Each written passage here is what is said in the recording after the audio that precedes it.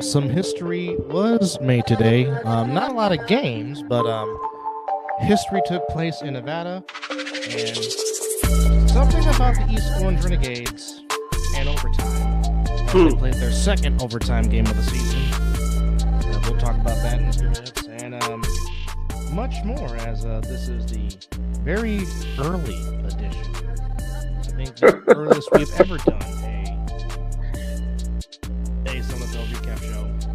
But and Boss Man already chiming in with the comments talking about the goal should be number 7 next week. Wow. What did he say? I can't read it. It says the goal should be number 7 next week. Well, I mean, when the Patterson U lose 2 straight and they're still on the count, hey, anything is possible. Correct.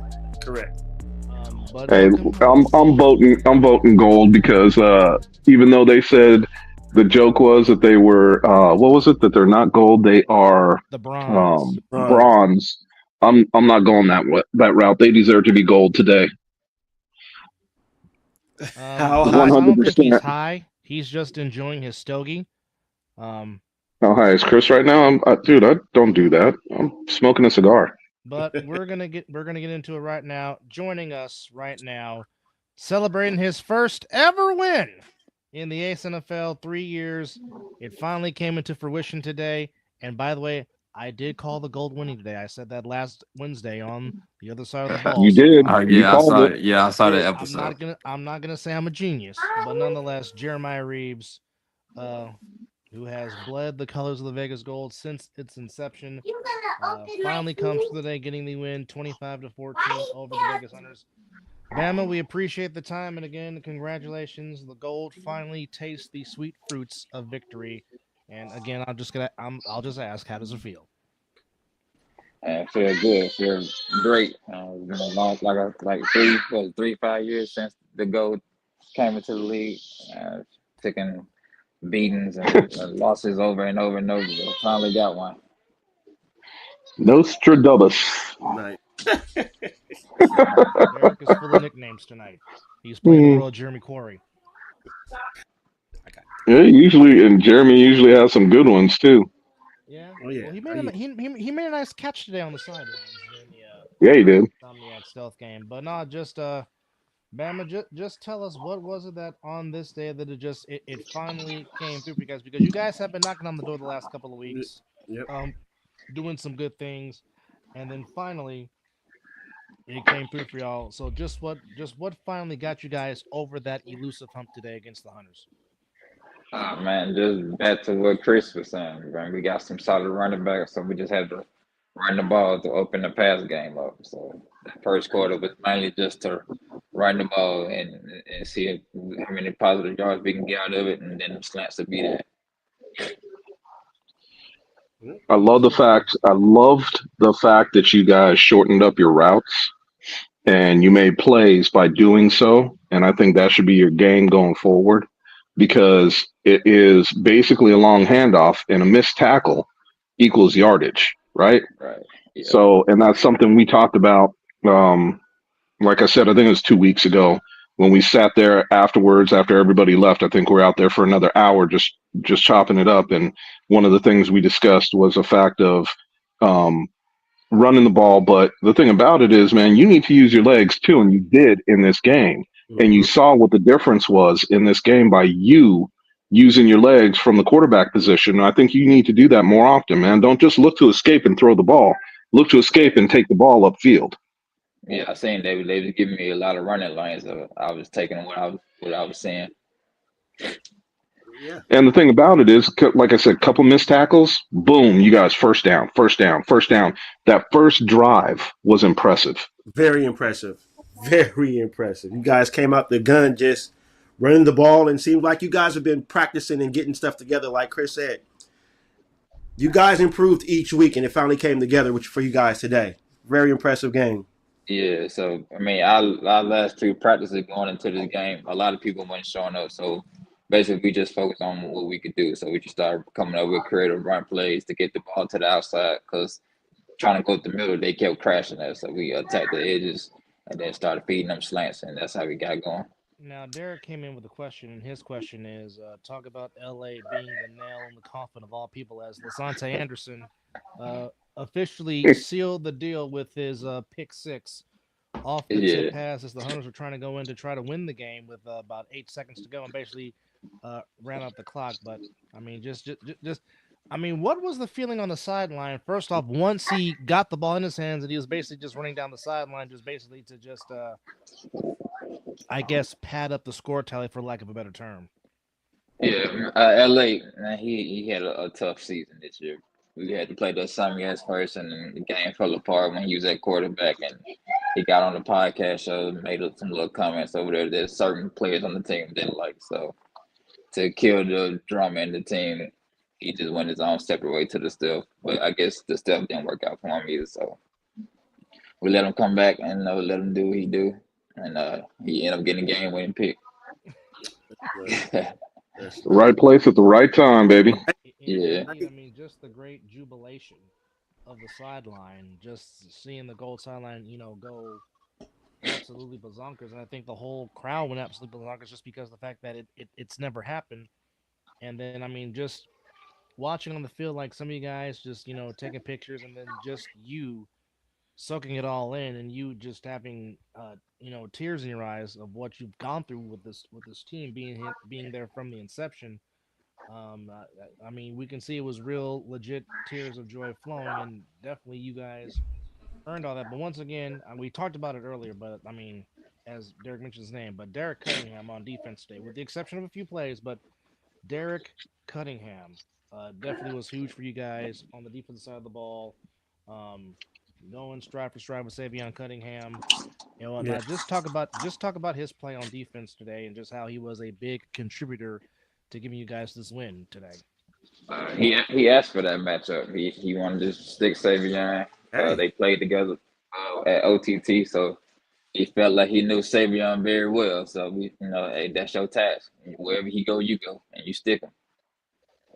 So that was the game Yes, plan. he did say he never played defense, but he took the challenge and accepted it, and definitely came through in flying colors. Gentlemen, any questions Yeah, you he have? said he never played defense, but surprisingly, he got that matchup and he got the job done. He gave a Well, couple touchdowns and we pulled him out for a couple plays, but he came back and made up for it. well, like they say, man, cornerbacks have to have a short memory, yep. and he sure showed it with that short He memory, almost man. had two Because interceptions, but he dropped them. yeah, But Yeah. he kept going though. it was it was great to see what you guys were able to do, and for me, the telltale was when I walked out of the box after the game, and all these people just first win, first win, first win. Everybody was happy as hell for y'all, man, and that's what it's all about, man. You even had, and you should talk about it. You even had Insomniac players coming up to you after the game. Right? Yeah, yeah. It was a tough game, but we pulled it out there. Yeah, just to tell a little bit of a story. AJ McQuaig came in because normally he comes in and says hello to everybody before he heads onto the field and gets into his, as I call it, his Ryu mode. He comes up as we're interviewing Bama, and special thanks also to Cunningham and Burns for coming on and also giving us time after the game to talk about this historic win for the goal. He comes in there and he's actually, as we're talking to Bama, AJ's replaying the replay of the Lasante Right? Yeah, he walk off played that whole play. touchdown. Yeah, But I mean, for guys like you and Mason Catalozzi and Big Rob Magdaleno, you guys have pretty much been there through it all. yeah, You three, and then to bring in Burns, and then Burns, who was a dog out there today. Well, I mean, he's practically that way every yeah. week, but He Robert was Burns was yeah. just Burns definitely was all over the field. all over the field as he normally is on either side of the ball, which was just great. Um, wow, oh, did know that. Did I know that? Yeah, That's I like how Burns took over the old line and stayed there the whole game. yeah, definitely some big things. So now here's my ultimate question, as I asked you earlier. How do you guys try to take this momentum and build it into next week? And well, I mean, you Yeah. guys have Yeah, we got the bye week, so we just the have bye to week, so you we guys have a just chance to. back to the game plan. Just work on run plays and slants and outs and take what the defense give you, not try to force too many deep passes like we did previous games. Just keep working on the short game and keep attacking those edges. Well, the thing about it is, you guys picked up on the fact of the other thing that was said, which is most defenses are soft in the middle because you don't have the linebacker steps up if it looks like a run, and usually guys play with their safeties either deep or really shallow, and that opens up the middle, especially if you have somebody going on a 9 route. So it opens up the middle of the field, and you guys took advantage of that today too. Yeah, we noticed they had Snoop at safety, so we try to do short routes in the middle of the field and just try to make Snoop come down and bite. Nice. Good game plan. Nice game plan. Oh, it was fantastic, man. And the thing about it is, watching it from our standpoint, from our perspective, when you guys went away from it in the second quarter, and you could listen to the play call, watch the game, and listen to what Dub and I were talking about. One of the things that we said was, you guys are going away from what was getting you guys the win, getting you guys the yards, and then you came right back to it in the third quarter, which was fantastic, because that is what really took you guys up and got you guys the win. Yeah, that second quarter we had a little meltdown. We were trying to isolate and go trips and try to spread the ball out, but third quarter hit, we was like, let's get back to running the ball. Receivers just slant RPO type action and let's march down the field and try to control the clock. Now, obviously, the offense on the sideline. Now, obviously, the Hunters gained some momentum when Snoop Gregory Smith came in at quarterback, and it seemed like the Hunters were finding their rhythm offensively. What was going through the defensive huddle as that was going on, and just basically, what was the defense mindset on that last play before the Lasante walk-off for interception, if you will? What was being said in the defensive huddle before that play took place?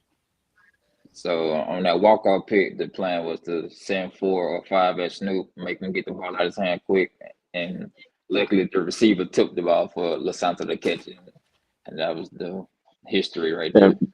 You could have called it the walk-in touchdown. Yeah. He pretty much walked the last 15 yards. Absolutely. Yes, right. Yeah, that was the walk-off in baseball right there. Indeed, it was. Telling you that was, and I think there's nobody screaming louder than me and Dub.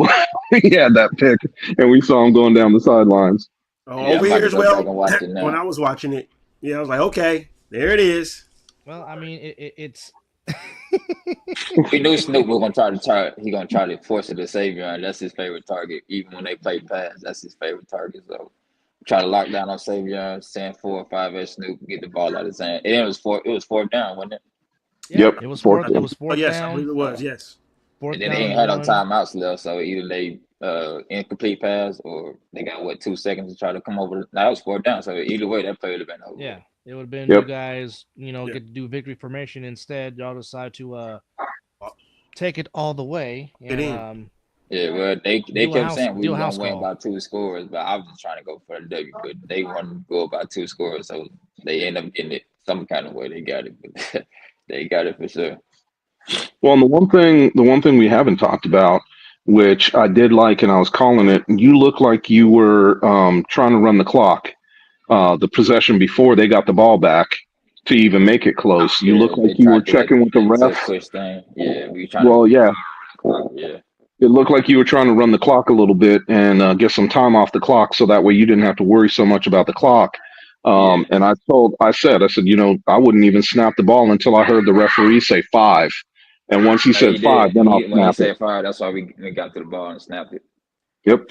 Great play. We tried to do the Philadelphia tush push on the 4th down and got stopped, but defense held it down and got the ball back.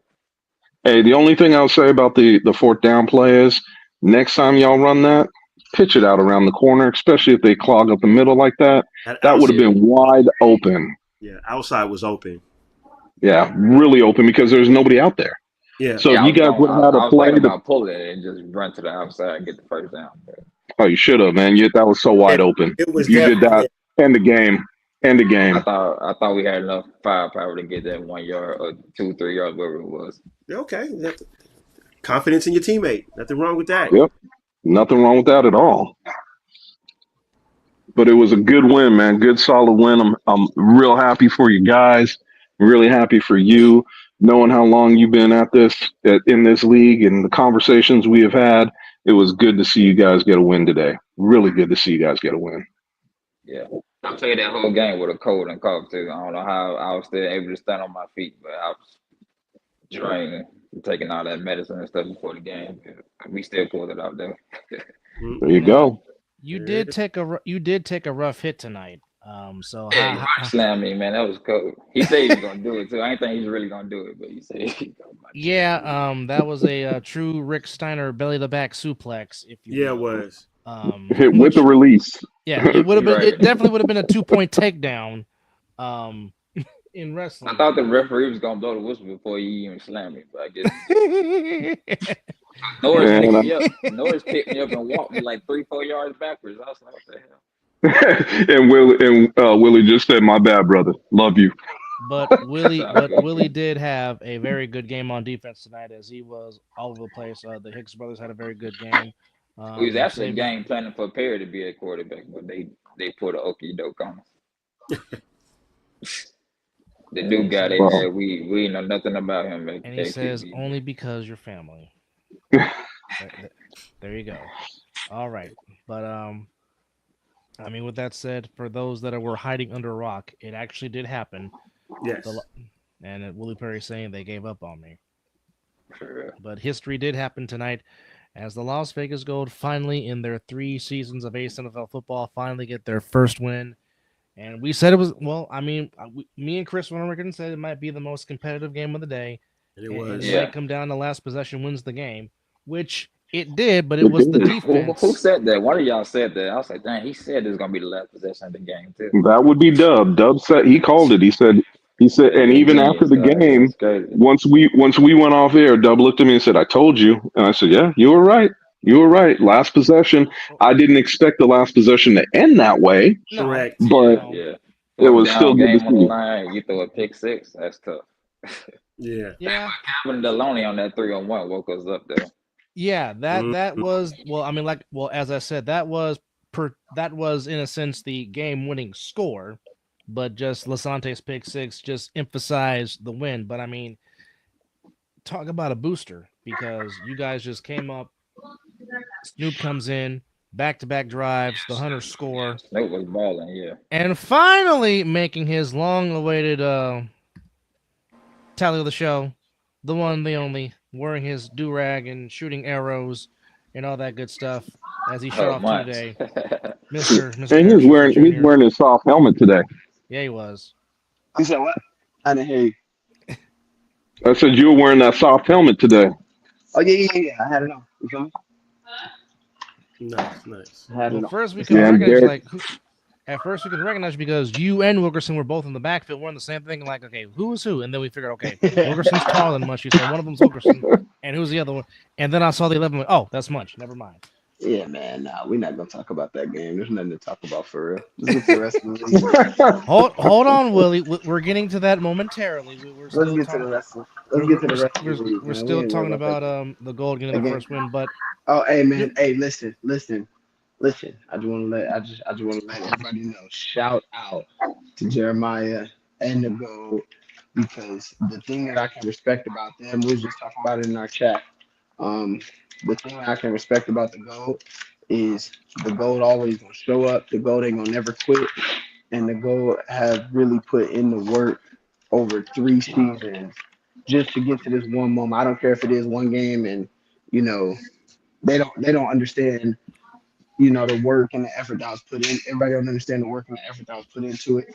But I just want to shout out Jeremiah. I want to shout out Bama, because he really continue to build that team and continue to try to go recruit and do everything else when everybody was laughing at him. You know what I'm saying? So no matter what, I don't care how small it is, how small of a win it is to everybody else. To them, that's major, and shout out to them, man. Appreciate it. Hey, it's wins like that can pick up a team and get you moving to that next level. Mm-hmm. Oh shit! Oh, Bama on here. I ain't even see you, bro. My bad. I ain't even see you, bro. My bad. Bro. I was just talking about in the chat how, I mean, if we're gonna be honest, y'all were more competitive than the stealth.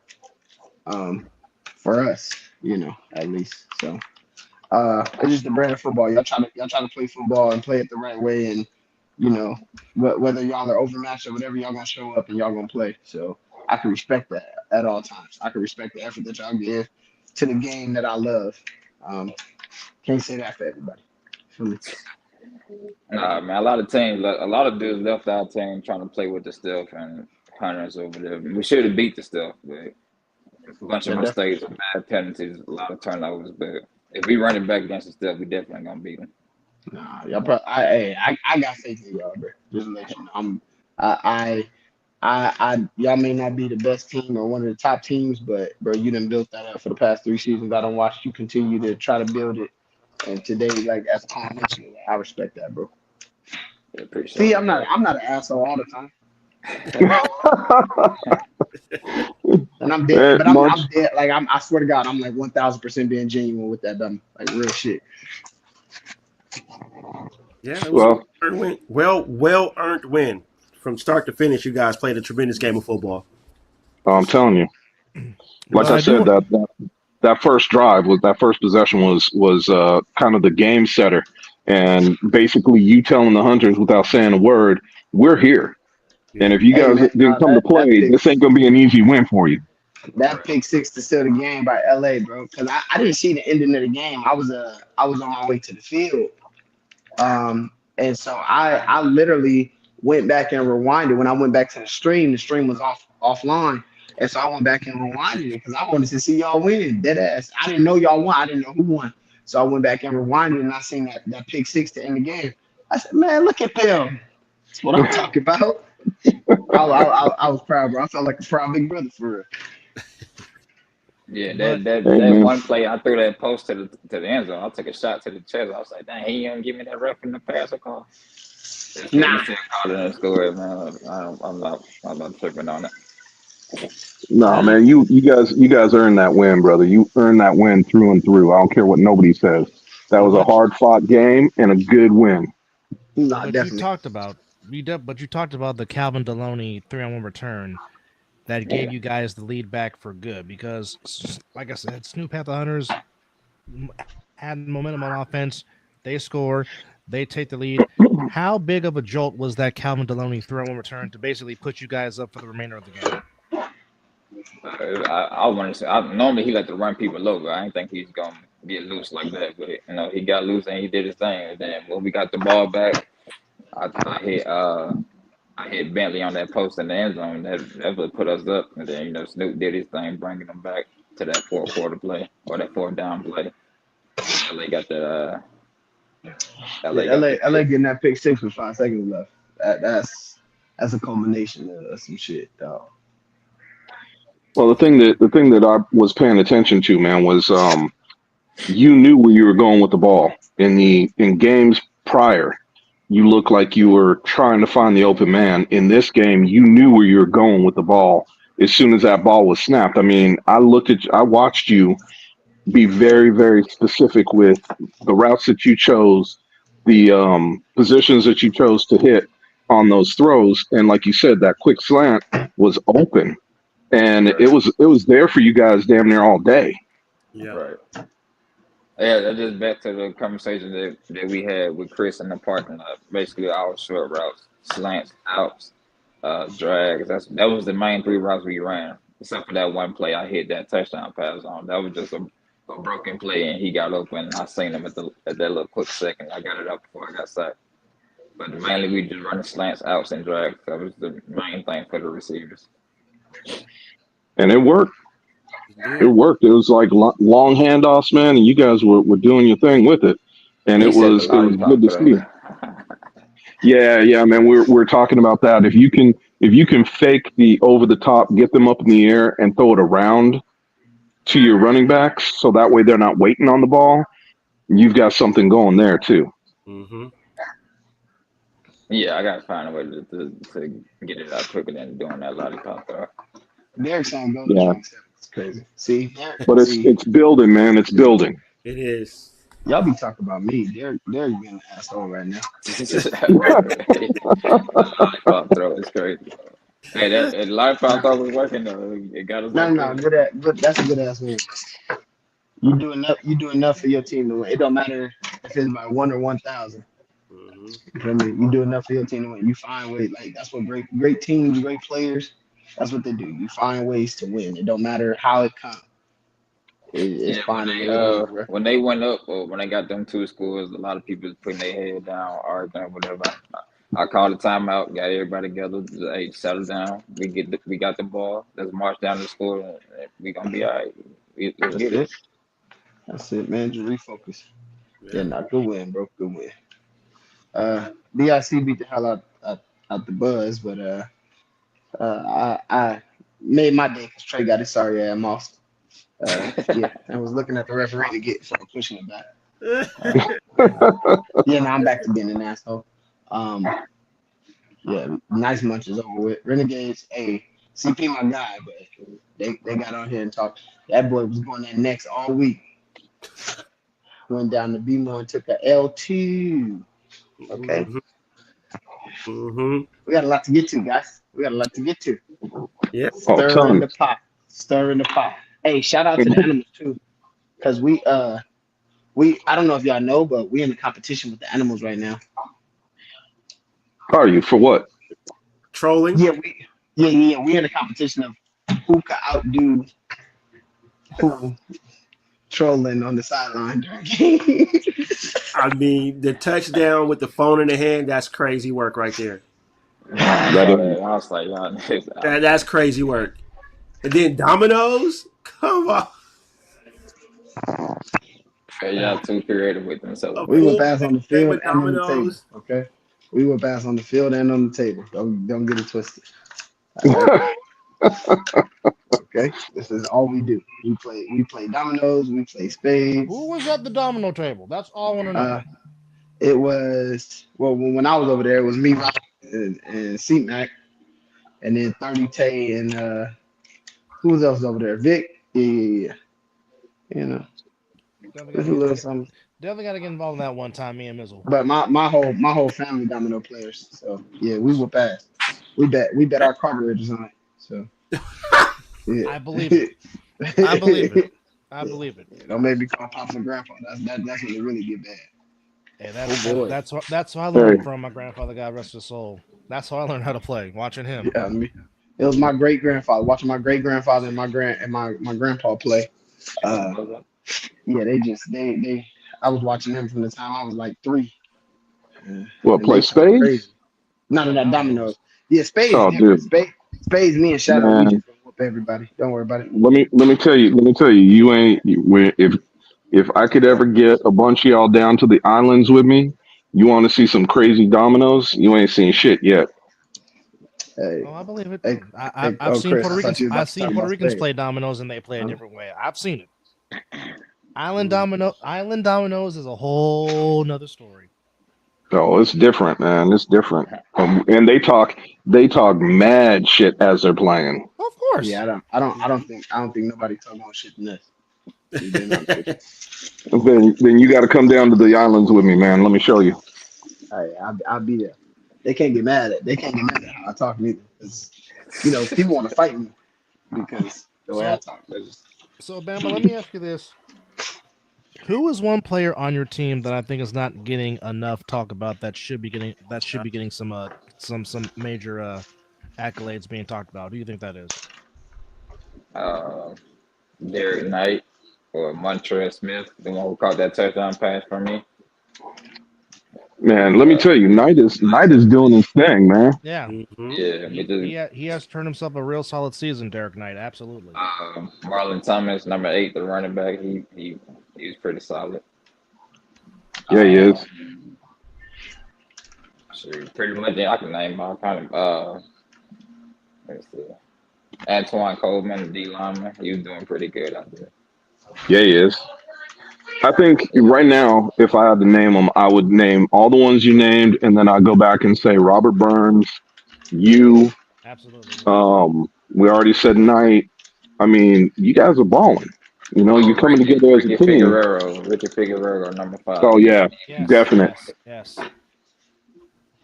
The catfish was very good, boss, and the pasta, absolutely. Yes, indeed. Catfish. Yeah, when I heard that, I was like, whoa. Oh yeah, no. Derek was announcing there was free food from the truck. I'm like, I had to take off the heads. I'm like, did I hear this correctly? Did I hear the word free? So And then I told Dub, I said, at halftime, I said, go ahead and go, man. I got you. Don't worry about it. So, that's a very good point. Imagine if they still had Carswell. Well, Oh, Carswell's Megatron. paying Megatron's paying dividends for the Wolfpack. Yeah, he is. I mean, it would be. I mean, if they still had him, he would be a great addition to the team. I agree. Munchie, are you cooking tilapia, my guy? Is that tilapia I see in the background? Sway. Got it. One of them. I don't know. I just saw fish. That's all I know. I saw fish. Yeah, I'm about to fry some up real fast. Fish and salad. Oh yeah, brain food. I don't wanna be Absolutely. too fat.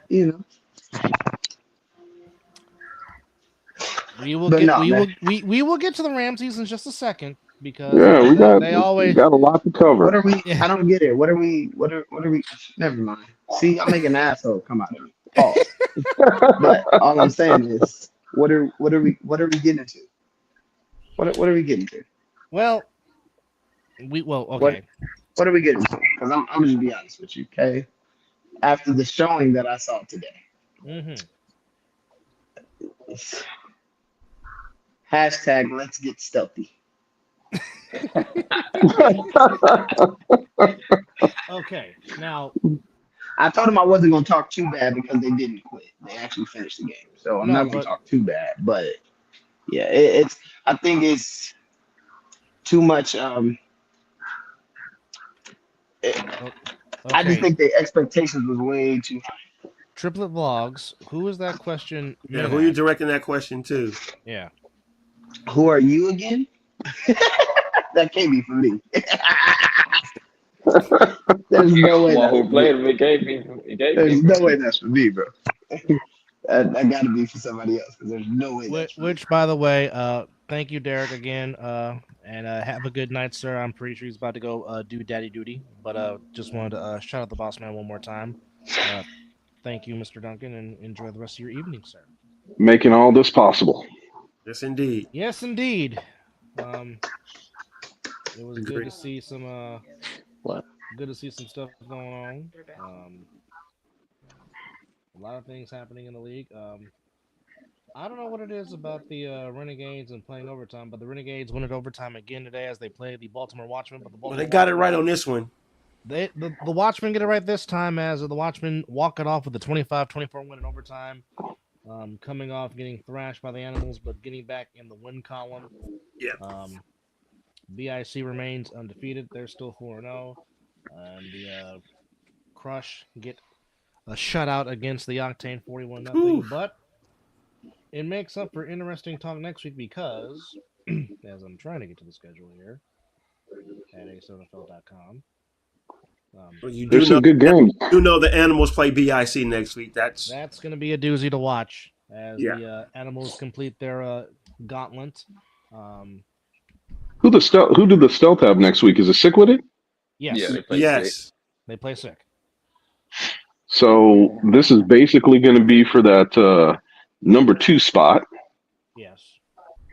So that should be interesting. At least they got like a bet going on over there. Yeah. So the bet. There is a bet. There is a bet. So the bet is for one of Munchie's best friend's rings. Oh. Or the whole Insomniacs team gets fed Dripping Soul Kitchen, which is some very good food. The red beans and rice is fire along with the catfish. Let me just put that out there right now. And don't sleep on the oxtail, man. The oxtail is friggin' fantastic. But the bet was that the Stealth would finish in second and not Sick with it. So you got two teams coming in at 2-1, and obviously we know that Sick with it is going to come in pissed off of their performance against the Insomniacs last week, and whatnot. So it's going to be an interesting game. It will be. No, it's not. No, not. Hold on. All right, Munch, who do you got? Sick by 30. Oh, Ooh. Okay. that was a very take by Hey Mr. man, Seaford. Right hey to the man, point. the Steelers can't even decide on who they want to be their quarterback. Valid point. Like, That's Valid valid. point. like the disorganization is, and I like Lee. Like, don't get me wrong. I'm not this is not a shot at him. I hope he don't take it as such. But What you need? y'all gotta either stand by y'all guy and go to war with y'all guy and die with y'all guy, go down with y'all guy, or like you gotta find a new guy. But y'all rotating quarterbacks like people rotate their draws. Like, come on, bro, what we doing? No, but the thing about it is, for me, I was wondering why Mateo didn't come in and play because it seemed like they have the most continuity when Mateo was in that quarterback, number Well, 42. no, I'm not gonna lie to you. Yeah, is Mateo 17? No, he's 42. Yeah. No, I thought 17 actually wasn't terrible. No, he wasn't, but it's just, again, and Munch, you know this better than anybody, if the quarterback has no time to throw, Exactly. of course he's gonna get Yeah, beat up. but at least he was getting out of some things. He had the long run, Yeah. like like he was trying to make things happen. I just feel like people get frustrated and impatient because things aren't happening. But it's like, all right, so then he throw them back there. And he like, all right, y'all do it. And no lie, Shep goes to quarterback, and in the middle of the play, I hear Shep yell, "Oh shit!" because our D line's closing on himself, and it's like, yeah, bro, it's not as easy as y'all think it is, but I think I don't think people give quarterbacks enough credit for what it is that they're doing, and people be like, well, I could do this, I could do this, I could do this, and then James goes back, and I don't know if that's what was happening on the stealth. Um, it just seems like a lack of decision, like let 17, like I thought 17 was doing decent versus us, I mean, as good as it could get. He was controlling the game a little bit. He was able to move the ball a little bit, but at least he had some drives where he was trying to, keep him going and things like that. But I just think they got too impatient too fast. Like y'all gotta find one, stick with it and let it go. Like Yeah. they're switching up quarterbacks to guys who don't even really play quarterback. And I don't know if he really plays quarterback, but if he the quarterback of the team, let him do. You feel me? Yeah. Valid point. Let him Yeah. go. Live and Like if die he's with the him. And, quarterback, if he your quarterback, let him go. and obviously some more love from the gold coming from our brethren at Jaffa Street. A lot of Yes. love for the Las Vegas Gold today, and rightfully so. These guys have put in the work. They've taken L after L after L, and finally, Yeah.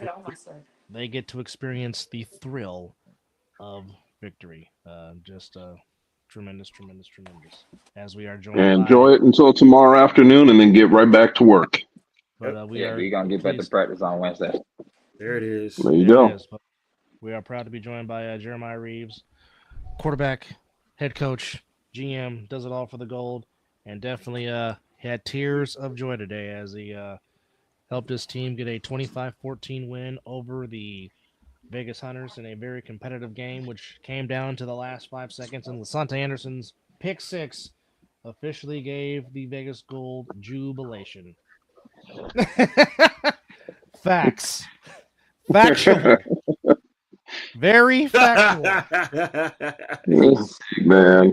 Golden Corey Hammond gets a win.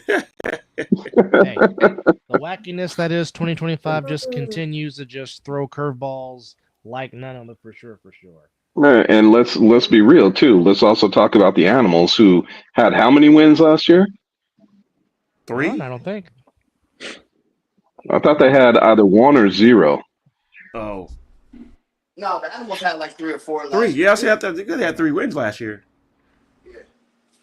They lost to the top. They lost to the top 3 teams. They lost to the Watchmen. Uh, They lost to the Watchmen, they lost to BIC, and they lost and they to the lost to U. the. Yeah, that was it. That was the only But 3 losses. They beat everybody else. they lost to I thought it was the Renegades in the playoffs, and I could be wrong. And then they wound up losing to BIC They for the lost to second time in the No, playoffs. they they lost to lost the Watchmen in the they lost playoffs, to and the then the Watchmen Watchmen. got put out, and then they had to play. They had to play BIC. BIC. Yeah, and Now, then they now Yep. lost to just BIC. now just think about this. In their two playoff losses, They scored a combined. What was it, like 140 points or something like that? Something like that. Damn Yeah, near that. so 60 against BIC. Yeah. They scored 124 points. Yeah, 50, like, Damn. 56 in a loss to the Watchmen, 68 in a loss to BIC. God damn. Which obviously showed you they could score with anybody. It's just they couldn't stop nobody. Like the Miami Hurricanes. I mean, And I don't know. that's I a don't know third that of the they had game. too much of a changeup on that team either. There's Yeah. not. And Coach James just came in and said they beat the Renegades, Buzz, and Snow Tribe with their 3 wins. So there you go. The Yep. best I knew it was 3. I knew it was 3. Chris, the thing that I've learned in this league is the best teams are the teams that have continuity. The best Yeah, of teams are the course. teams Yeah. who have guys who continue to play together, continue to work together, continue to get better together. Those are the better teams in the league. You look at BIC, it's the same 4 or 5 guys every time you talk about BIC. You look Okay. at us, you look at even the U, like I and then with the animals, like you saying, like that most of that team was there last year. That's not a new team, like No. no. But what I'm saying is something and Bama, you and I talked about this too. Keep your core together Yep. and add from there. And that's how you make a better team because your core stays together. They know what you guys do well. And you just start to grow and build from that point on. And that's how you get a better team each and every season. Yep. Right. Yeah. Yep. You know, you get rid of the dudes that ain't playing the way you want them to play.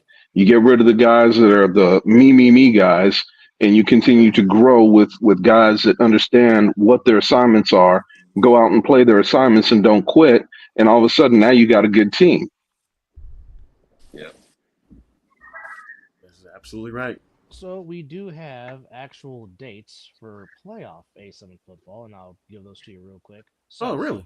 Yes. So playoff week 1 is May 18th. Round 2 is June 1st.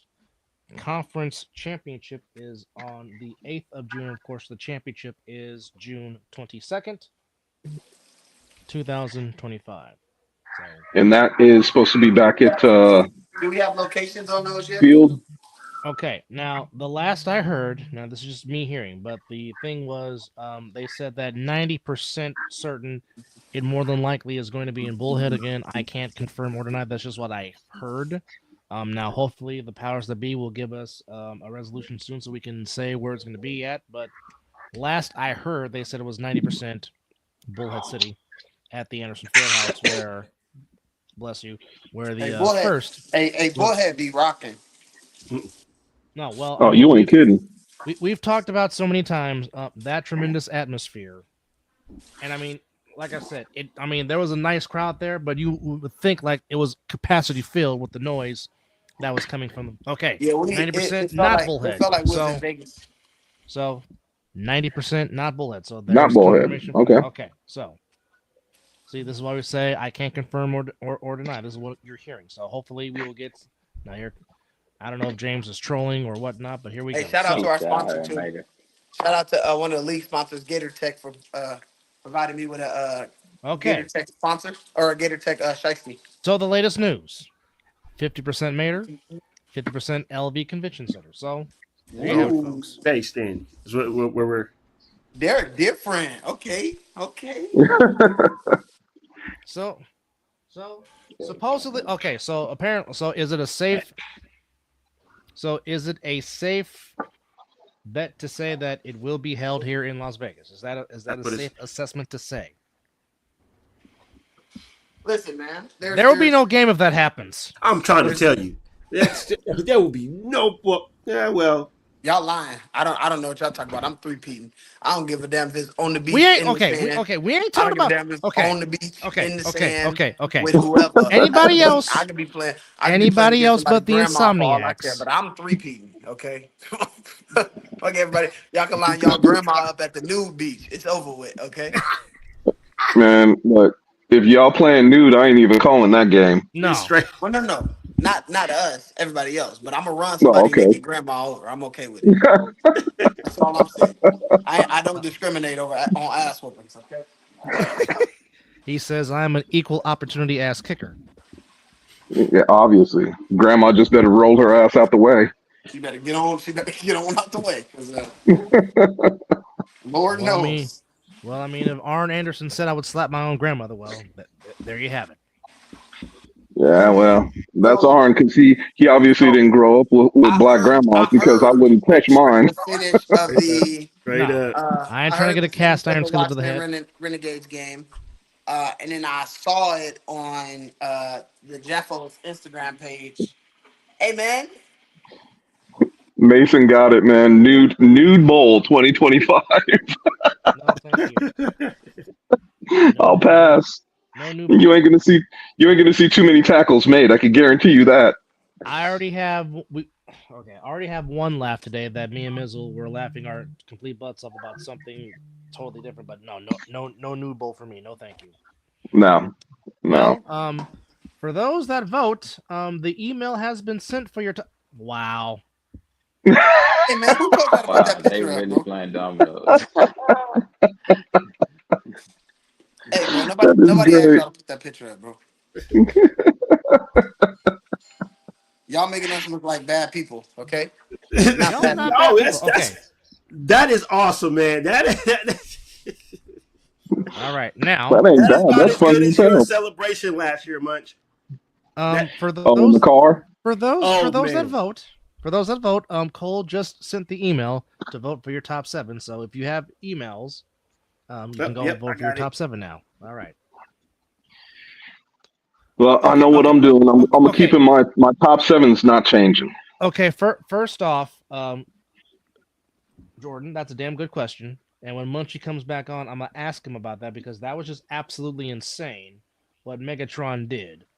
For those that don't know, William Coswell scored a touchdown with the phone in his hand, recording a video of himself scoring a touchdown. Yeah, y'all. I just want to let y'all know that it wasn't a selfie. He didn't take a picture. We were That was a live. live I video. think the New Jersey page. We were live Yes. on the New Jersey page. Wow. I told y'all we're in competition right now. Wow. That's insane. Yeah. And the man still scores. First off, he has enough strength in his left hand to hold the ball while holding the cell phone in his right hand. That's wow. Yeah. I That's It's mean, crazy, man. we're just trying to be great, bro. That's it. That was You're trying to man, be something. right. Crazy work. Man, we just trying to figure out ways to make the league more popular. I'm about to come get it right now. Wow, well. that's I know one way that to you. make the league more popular. I mean, But thank you, Munchie, for. I think a video of that'll go viral. That's just, you know. Well, actually, I was trying to get the camera crew to get a camera shot of Wilkerson's pose on the sideline, and they Yeah, and they went too late. And then I was like, okay, well, damn it, get Big Kitty mad because he's eating food right now as we're playing the game, and they didn't get that. As Coach Brown confirms that he was he on was. live. Well, here's the thing. Camera operator was sitting next to me, Mm-hmm. and he said, "Who did you want me to get a picture of?" And it was too late because Mac Too was late. already turning around and walking back, so you couldn't see the food in his hand. But that was kind of funny too because it seemed like you guys were just having and Munches back off, but I'm sure he could hear me. It seemed like they were just having a little bit too much fun on the sidelines today. Well, actually, it was Chris that asked that question about is that Munchie's car, and I said yes, it is. Mm-hmm. Yep. And I kind of thought that we would have a replay of another touchdown celebration that Munch had last year Or Man, when maybe I he's saw the saving it. car sitting Yeah. over there on Or the side. maybe he's saving it for the championship game. We don't know. Maybe, especially if it doesn't matter. Does that matter? I mean, that's his home field. Yes. So if that should happen, it should be interesting. You are correct. But pleased to be joined by our colleague and my broadcast partner on Sundays, Chris Vera. Of course, my co-host of the Mizzle and Dub Show, Mizzle, and of course our special correspondent for the season, Eric Schufer Debo Munch Jr., and of course the man of the hour, celebrating his first win for the Las Vegas Gold, Jeremiah Reeves. Definitely appreciate all you guys being on with us as we're talking what's going on here on this. It was a very short week. There was only today 1, 2, 3, 4, 5. Hey Dub, and before we go any further, for our co-host that joins us on the other side of the ball on Wednesdays, Repeat Munch's last name for him so that way he can make sure that he gets the pronunciation correct. Okay. It And is. then, Miz, you know exactly what I'm talking about because I'm sure you heard it today. It is Eric Shuford Jr. I don't know how you can't say Shuford. I don't know I don't know either. how that's so hard to say. It's simple. It's only hard to say if you kind of slow. He's stupid. Only. I won't say the R word, but only. It's not in there. You gotta get up. Only. Only people who fall under the category of individualized education plans. Spoken like an educator. You know, that's Ver- it. ver- ver- I'm gonna go to work tomorrow and teach these kids. That's it. Well, as I say, we are all underpaid and overtaxed. That is for Yeah. certain. But nevertheless, the Crush gets shut out by, or the Crush picks a shutout over the Octane, 41-0. What was that final score? When I looked at halftime, it was 28-0. 41-0 was the final score. Yeah, I'm not surprised. I told y'all what Keno was gonna do. Nobody wants to listen to me. No, we agree with you. Yeah, Well, we no, agreed. everybody said they thought it was gonna be closer this week. I said no, it's not. And it wasn't. It wasn't. The It was Octane actually worse this week or than it was last week. The Crush has something to prove.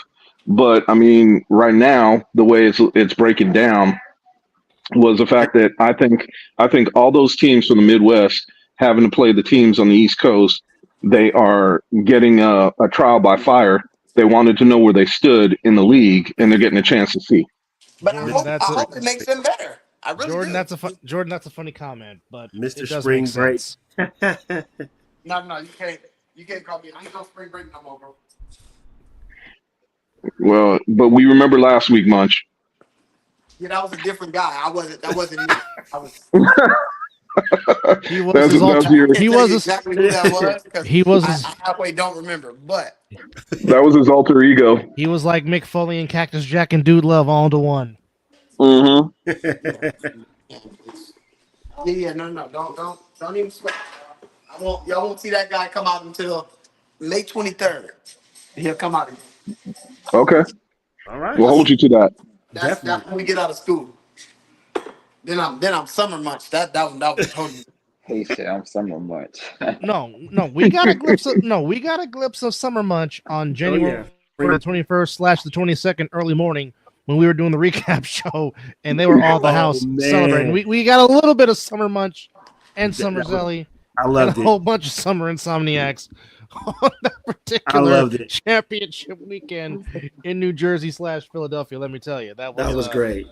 That was quite the festival, if you will, with that situation.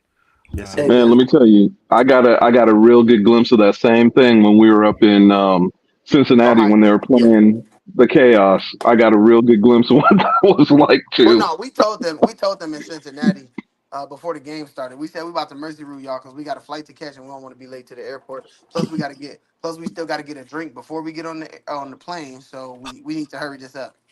Hey, were you with the group of us when we're having Yeah, a we was at the toast for bar. your cousin's At the win? bar Yeah, at the in bar. Cincinnati. Yeah, yeah. Sure was. Yep, I sure. And you guys weren't kidding, man. I'm walking through the airport thinking I'm gonna jump on a plane by myself, and all I hear is Chris. I turn around, there's like 6 of them. We go to the bar, and there's like 12 of them. I'm like, okay, well, shit. All right, let's have a drink. Hey, Celebrate, fucking we ball, baby. celebrate That's the y'all rule. win. That's the rule when you with us. Is fucking we ball. Yep. Well, that they done on 2 occasions, and like I said, Love it. they are trying to make history and be the first to three-peat, and also join the power team for most A7FL titles with 3. So we know. Hey, wait. Do you only have a total? They have a total, not only, but they have a total of 3. As Correct. far as A7FL, yes, only 3. Yes. Oh shit. Okay. Because nobody's counting the town beef championships, Oh, that makes sense. Makes sense. So we're just strictly right? counting Because If we're strictly just counting A7, it's the U with 3, BIC I believe have 2, you guys have 2, and then we'll have to look up the rest of Because this is season 11, so there should be 10. That was 7 that you just said. So there's 3 more somewhere. The Immortals. Immortals have the something. Immortals had, I think they had 1. I'm not 100% I sure. thought We'd they have to had. go I back and thought take they a look. had two. You might be right, Munch. I know that I could think of one, and I don't know if the other, because we were talking with, I think we're talking with Corey on this, and I thought Corey said that the other Immortals win was when they were Town Beef. I don't think it Oh, was maybe it was. when it was I don't know. A7. So I remember CP was talking about it. I was yeah, talking about this. CP3 was talking about it too, and I think he brought it up, but I don't remember. I can't remember. Hopefully, one of them could chime in and let us Okay, know. so Oh, That PA they have Immortals have two. two. the PA They There have you Immortals two. go. have two. The Yes. Baltimore Gators have one. Oh, The so the Union Gators That's City have your one. team. the, There go all of them. the Union City Chiefs have one. Chiefs have one. All right, the BIC have two, and the U have three. There you go. And Baltimore has one. Baltimore has Yeah. one. Oh, so 2018 was a Baltimore championship game. Gators Hmm. and Vikings. Interesting. All right. So there you have it. All right. So there is the results. Now the Unions. Now let's see. I just want to let everybody know that It was the Gators, and the Gators beat the Vikings from Baltimore in the All Baltimore championship game that took place back in 2018. So, oh, I was watching the highlights from that game a couple days ago when they had like the top 100 plays of the decade or something like that. mhm. Hmm. So the U won in 2015, BIC in 2016, Chiefs 2017, Gators 2018, the PA Immortals 2019, U in 2020, U in 2021, BIC in 2022, and of course the last 2 years, the residency has been in Las Vegas, Nevada. I like it. I Excuse me. like it. He likes it. He likes it a lot. So yeah, We so said we get some the kick U in. having three, and they've been in here how long? Since it started, since its inception. Yes. Okay. Oh, that's gonna make me feel so much better when we win this third one. Cause y'all going 3 for 3 and us going three, or y'all going 3 for 10 or 3 for 11 and us going 3 for 3. Oh yeah. Oh yeah, for sure. Yeah. And the Y'all ain't gonna question live that is, shit down. are you guys going to take it and win four? No, no. No need. For what? No, For what? to hold the record, Listen, not listen, this is tie it. what I would say. This is what I would say. We will only go four, and this is Munch talking and kind of the conversation we've been having. We will only go for four if Hmm. we playing against those guys. What in the regular season? You want to go to the East, huh?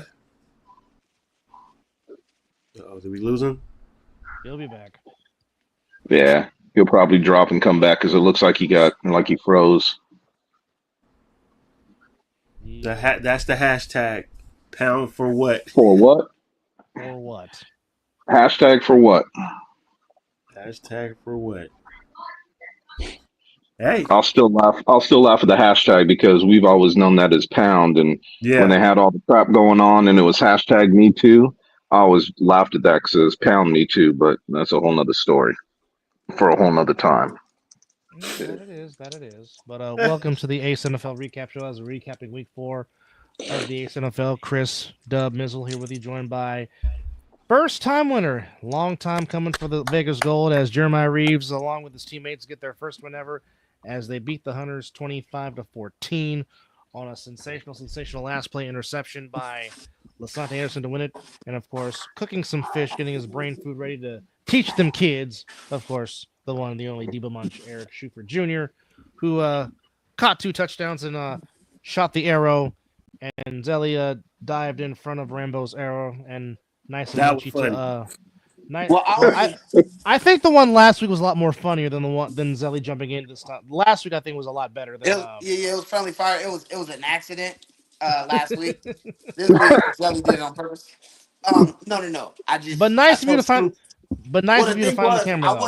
I wasn't even trying to score. Like I was making a joke with Scoop, and like y'all don't understand. We be in the chat and we be talking or whatever. And I said, I told Scoop, he told me I could be done, and I was like, nah, bro, I still want to score again because KK they said he leading the league with 8, and I only got 5. And then Scoop was like, "Okay, well, I'm gonna throw you another one." I said, "Nah, bro, I'm just playing, bro." He was like, "Okay, well, come out on offense." And then he called the play for me to run the go ball, and I'm just like, "I take it, I take it." Well, he took it, he ran it, We he never scored, get, he we don't shot the ever get. arrow. I will say this. I will say this. The one thing I think there needs to be continuity on is what happens after uh, a certain lead or 3 quarters or whatever it is we want to make it, because a lot of the end of the season awards be based on statistics, Yeah. and I be watching people in blowout games, past stats. So yeah, The quarterback in New Jersey had what, eight touchdowns today? you know, He threw for eight. you know, and I Really? think I think and I think two Codgerton threw or for three. eight. Oh Yeah, wow. Sturrick did for like 8 touchdowns today. Yeah, Is that a But new I think record? two of them were in like the it fourth. is a Two new or three record. of them Yeah, was in the fourth quarter. Wow. Well, congrats to Terry Condriton. yeah. And Munchie But Wright, he threw in the fourth quarter. yeah, he threw like two. He threw like two or three of them in the fourth quarter. If I'm not mistaken. And I don't care about it. It don't make me no difference. But when we don't have fourth quarters in uh, any of our games, But I just you really know. think it makes y'all. The thing is, but the way y'all do it is really more impressive because But I'm gonna just be honest with y'all. I'm just talking because the only award we care about winning, we we don't win the last 2 years. So And just speaking to of let y'all know. stats, Mr. Davidson says Sterry threw for 521 yards and 8 TDs. Yeah. Yeah. Yeah. Cam, you got too much Now time on your hands, bro. the trophy got a residency like Usher for sure. That You it say you does. That got too much A7 time on that your hands. A7 trophy got a residency like Usher. Yeah, Minus that the motherfucker singing, ain't going minus the nowhere. singing and dancing. No, Yeah. no, no. It be singing and dancing too. Uh oh. Uh oh. Obviously, Yeah, you ain't paying attention to the sidelines after they yeah. score a That motherfucker touchdown. be grooving. Okay. Oh, they let it burn. I'm just trying to tell you. He said they let it burn. That's good. That's good. So are we picking next week's games?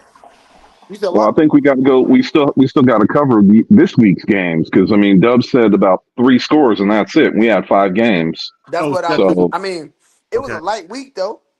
You know. Yeah. it, it was, it was, but it was still, No, no, no. we We talked saw about all the some, games. No, no, no. We talked about all the games. We talked except about. yours. Well, there's nothing to talk about.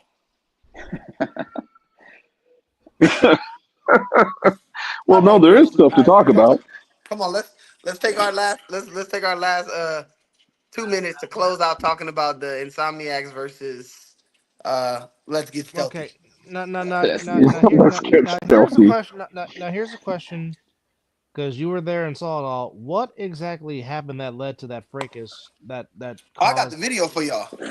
Oh wow. A player on the stealth after Jimmy had already went down to the ground comes in and throws an elbow to Jimmy's Oh back no. while he was on the ground for 4 or 5. Like it's late as hell, blatant. I'll send y'all the video if y'all want it. So of course, our team kind of gets rowdy or whatever. AJ jumps in and pulls Jimmy back because Jimmy's ready, whatever. And then yeah, they just, I mean, I get it. They was frustrated because of what was going on the field. So, then they made it into something that it didn't even have to be.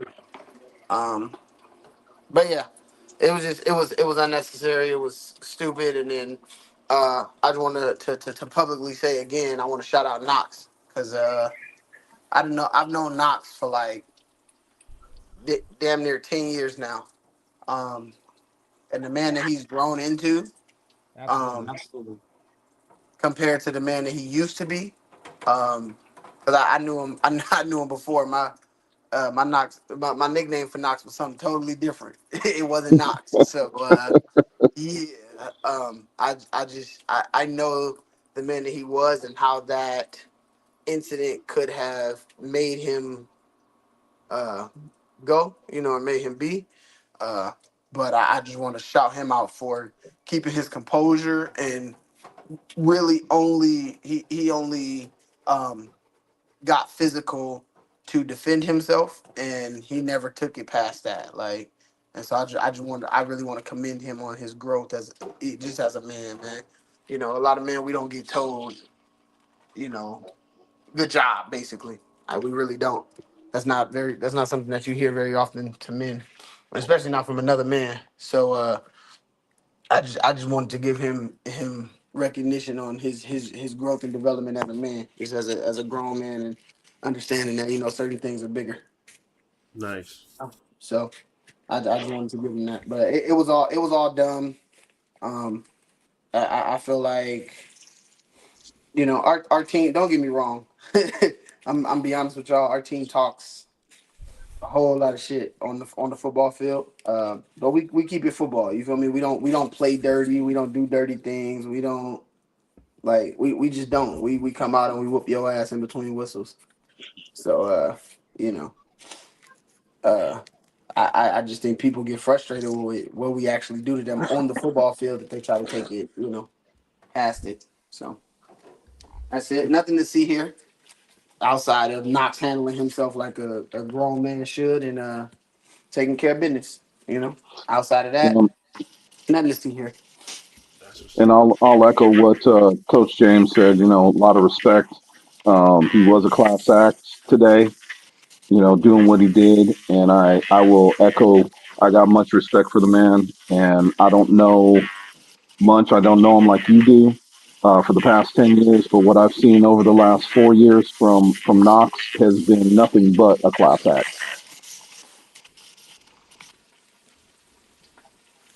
Yeah, we know. I know him from semi-pro flag. Like when I first moved to Vegas, I met Knox, and Knox was a totally different dude. Um, but I just got a lot of respect for him. Even though he had to two piece somebody to defend himself. Uh, but I got a lot of respect for him. Only even being able to say, "Hey, nah, I only did that to defend myself," because that was all it was. Like he literally stepped back, at the initial nonsense that somebody, that player did. He stepped back and was like, "Come on, bro." And then the dude still came and charged at him. So that was when he, decided he was going to defend himself. And then, he stepped back again after that. So, like I said, the old Knox would have ended it. We probably would have never had another A7FL game in Nevada, I'm being honest with y'all. So, shout out to the fact that he's become such a better man that he, was able to restrain himself and handle it like a class act, real life. That's what's up. Would agree. Yeah, Would That's I what's up. agree. agree. That's what's up. But as far as our game, again, Self came out. I don't know if teams have game plans against us. We don't have game plans against most teams. We game plan against Sick. Um, we game plan in the playoffs, but we normally just come out and play, and then we adjust on the fly. Like as whatever's going on during the game, we'll make adjustments. Um, yeah. Today was no different, I guess. But I think the problem is that everybody got a plan until they get punched in the mouth. Very true. It Very, very, sounds it sounds very great, it Happens to sounds the great. Oh, best. we're gonna do this. We're gonna be able to run the ball. We're gonna be able to do this. But that's why I'm saying, like, I thought they took out the young guy, the quarterback, too soon because I thought he was doing well controlling the game. We scored on every drive, except one that Swank turned it over on. But outside of that, we scored on, which was our last offensive drive of the game. But we scored on every single drive during the game. The quarterback that they had in, he just found a way to, you know, keep the ball away from us long enough so that we didn't score. And he wasn't turning the ball over. Um, he was. I thought he was managing the game well. If we're gonna lose, all right, let's lose, but let's not lose by 70. Let's manage it and lose by 40 or 35. Like, you feel what I'm saying? Like, and I thought he was doing a good job of managing that. They were moving the ball a little bit. They had crossed the 50 a couple times. You know, they got in the red zone a couple times, and then our defense stiffened up. But um, yeah, outside of that, it just I don't. It's hard. It's hard to say. I don't feel like they came in with a game plan, and having a game plan and playing against us is hard. Not having a game plan and playing against us is stupid. Like, that's just dumb. So, I think that's where they went wrong. It just didn't, at least from my perspective, it did not seem like they were out there with a game plan. It seemed like they were trying to wing it and hope they survived by winging it. But you can't wing it against us. It's not gonna happen. No, definitely not. That's my take on the game, Chris. We're not talking about nothing else about it. Okay? Oh, that's sad. Oh, that's not So good. much. You just saying they need better friends? Hey man, listen. So I don't know if y'all saw our new ad. Um, Oh, there's a new we one. Oh needed we boy. needed we needed to diversify a little bit, so we went out and got us another white boy. Um,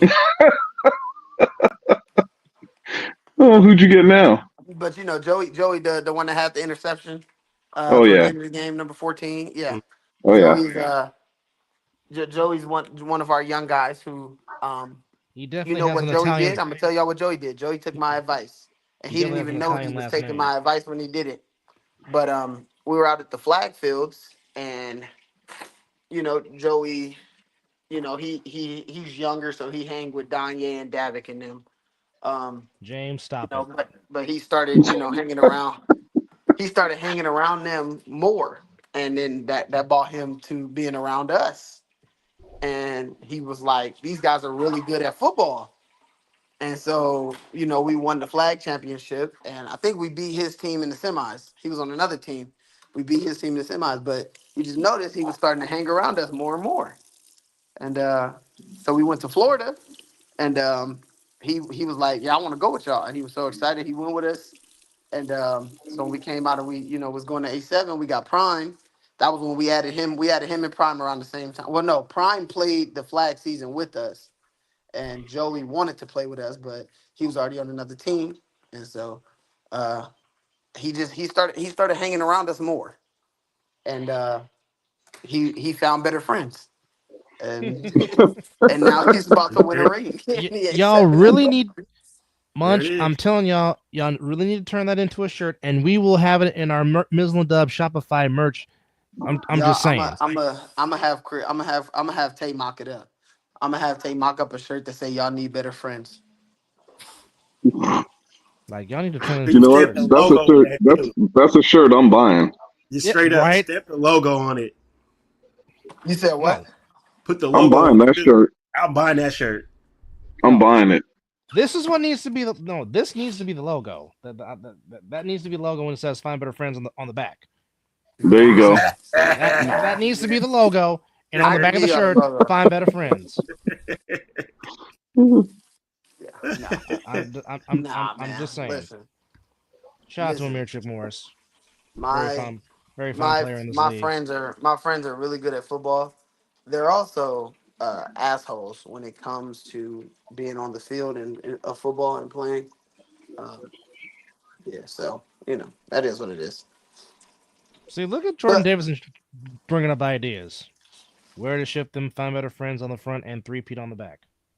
hey, hey, hey, hey, we okay. Now we on to something. Now we on to something. Now we on to something. Jordan We Davison just trying to can't. make We just money. can't wear them. We just can't wear them before. We got to be like the championship shirts in the NFL, the ones that they Well, send to Africa when they lose. well, keep this. No, we'll keep this in mind. When the '85 Bears did the Super Bowl shuffle, they did that in the middle of October, even before they even got Oh into the no, I don't playoffs. care. I'm gonna wear that motherfucker to the shirt I to the game. I believe it. That bitch gonna say three Hey, feet on the back. Shit hey, hard. I like that. put up that picture of Munch first again, Uh real oh. quick. Uh oh. Put up that picture. Hold on. Got to go back to it. Okay, here we go again. So this right here should be the caption of "Y'all need to find better friends" with that picture on the front and that three-peat on the back. Hey Look I'll man, at me. definitely buy it. Look at me. I'm just here so I won't. I'm just here so I won't get fined. Let's see. I It's gotta all keep about. up my. I gotta keep up my weekly media appearances. My media Is that what it availability. is? My media availability for the league, so I don't get fined. I don't know. I gotta. I don't think CP went live tonight. I think No, he didn't. his feelings a little hurt. That's my guy. I gotta hit him up. Hey, bro. Hey, man. Hey, man. He had a crash out week, and then they lost. Ah, yeah. And the animal's about to troll the hell out of him. They Ah, already yeah. are. It's gonna be a good. Oh, they are. I ain't even checked it Yep. yet. It's gonna be a good week. I'm gonna have some entertainment Man, tomorrow after these kids test. you know what? I got to keep it 100 though, because I'll tell you what, CP was the first brother that came out when everything that was going down with East Coast versus West Coast. He was the first one to come out and say that he thought that the West Coast and the Insomniacs had something going before y'all even won that first championship. And after the first championship, he really came out and said, we need to step up our game, and Yeah. got No. trolled He by a did. lot of guys on the East Oh Coast. yeah. He Yeah, was he he was definitely did. he was on the All Pro Joffos when he said that. Yep. He was on the Joffos with Mad Sticks K and JP when he came out and said that. He definitely did. Yeah, Zelly getting fined, but Zelly was he was busy. You feel me? Zelly was busy today. Yeah, and James, I agree with you, man. CP is a class act, man. He speaks his mind, but he speaks the truth, Yeah. and he tells you exactly the way he feels. And when And he Zelly came out on the Joffos and said that, everybody's like, "Dude, have you seen that Joffos?" And I said, "No. Well, what's going on?" And I sat down and watched that, and I was like, "Oh, this is going to be bad for him," because I saw what everybody on the East Coast was talking, and when he came out and said that, I know for a fact that was not a popular thing with the guys on the East Coast at all. Hey Dub, tell Jordan that Zelly learning ancient Chinese secrets. Okay? Okay. That's why Zelly's unavailable. Everybody is a class act except James. That's see. This is what happens when you are around your brotherhood. You can troll like this. Oh man, Nonetheless, we are joined by Eric Shriver Jason Jr. We from are New joined York where by they buy mid top Jeremiah Reed. Air Jordan Oh, ones. wait a minute, hold on. Zelly you just got said a he's There's you got a available. Hold Zelly on. sighting.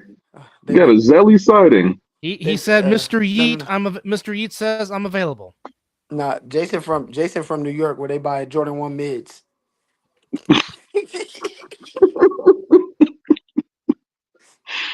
Oh, now Cody's coming in. My Well, hair isn't going anywhere.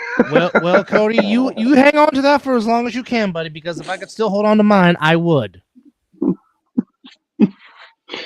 He says Ling Ling gave me permission. Wow. Unbelievable. Yeah, niggas lying. We don't do mids or single soul times. Oh boy. Man, My, my, nephew, you my, getting my, my. yourself in trouble tonight. Ling Ling. Unbelievable. I told y'all he was learning ancient Chinese secrets. Y'all want to listen to me. Nobody want to listen to me. Cody. The key is you only shave it on your days off of work, not while you're working. That's the key. Because trust me, I understand it because Yeah, it no, is no. work to shave your Zelly, head. hey man, Zelly got mad at y'all for talking about who was it? Trey Cohen last year on 301s when they was talking about how he was the best 301 cover guy in the league. I never And said that. well, no, no, No. no. I'm just talking about the league in Oh general. yeah. Well, Yeah, that's what they were saying. And Zelly got mad. He said, "Hold my beer." yeah. With all them They no, did. with all them dead squat videos he be sending me, I'm like, oh, he's serious. I He's just want to let y'all serious. know that he also y'all got to remember uh Trey Cohen had a chance to win the game for BIC last year, Mm-hmm. and then That Zelly he had a did. chance, to win the game for us, and one of them did. and one of them didn't. I ain't saying who or what or when or why or how, Oh but we no, got All we you back to got to back do is watch a championships. championship game, and you'll But know. we but we yeah got back to back we got the championships. film. It's on tape. All It I'm is saying on is, tape. I ain't saying who did what, but we got back to back championships. That's all I'm saying. Well, and all I'm saying is there's a reason why you guys have the number one defensive player in the league Who? that Which we put one? together. Oh, Was that? Danye. You talking about Danye? Yeah, Oh, yeah. okay. Okay. Yeah, this was his first game today. He didn't even play a full game.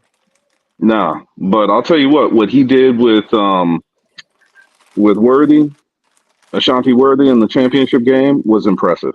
But that's what I'm saying. He does that every year. It's just it gets overshadowed by RTC running over 50 people and me blocking 3 people and all shit like that. But like y'all gotta understand, Danye did that shit when we played Florida.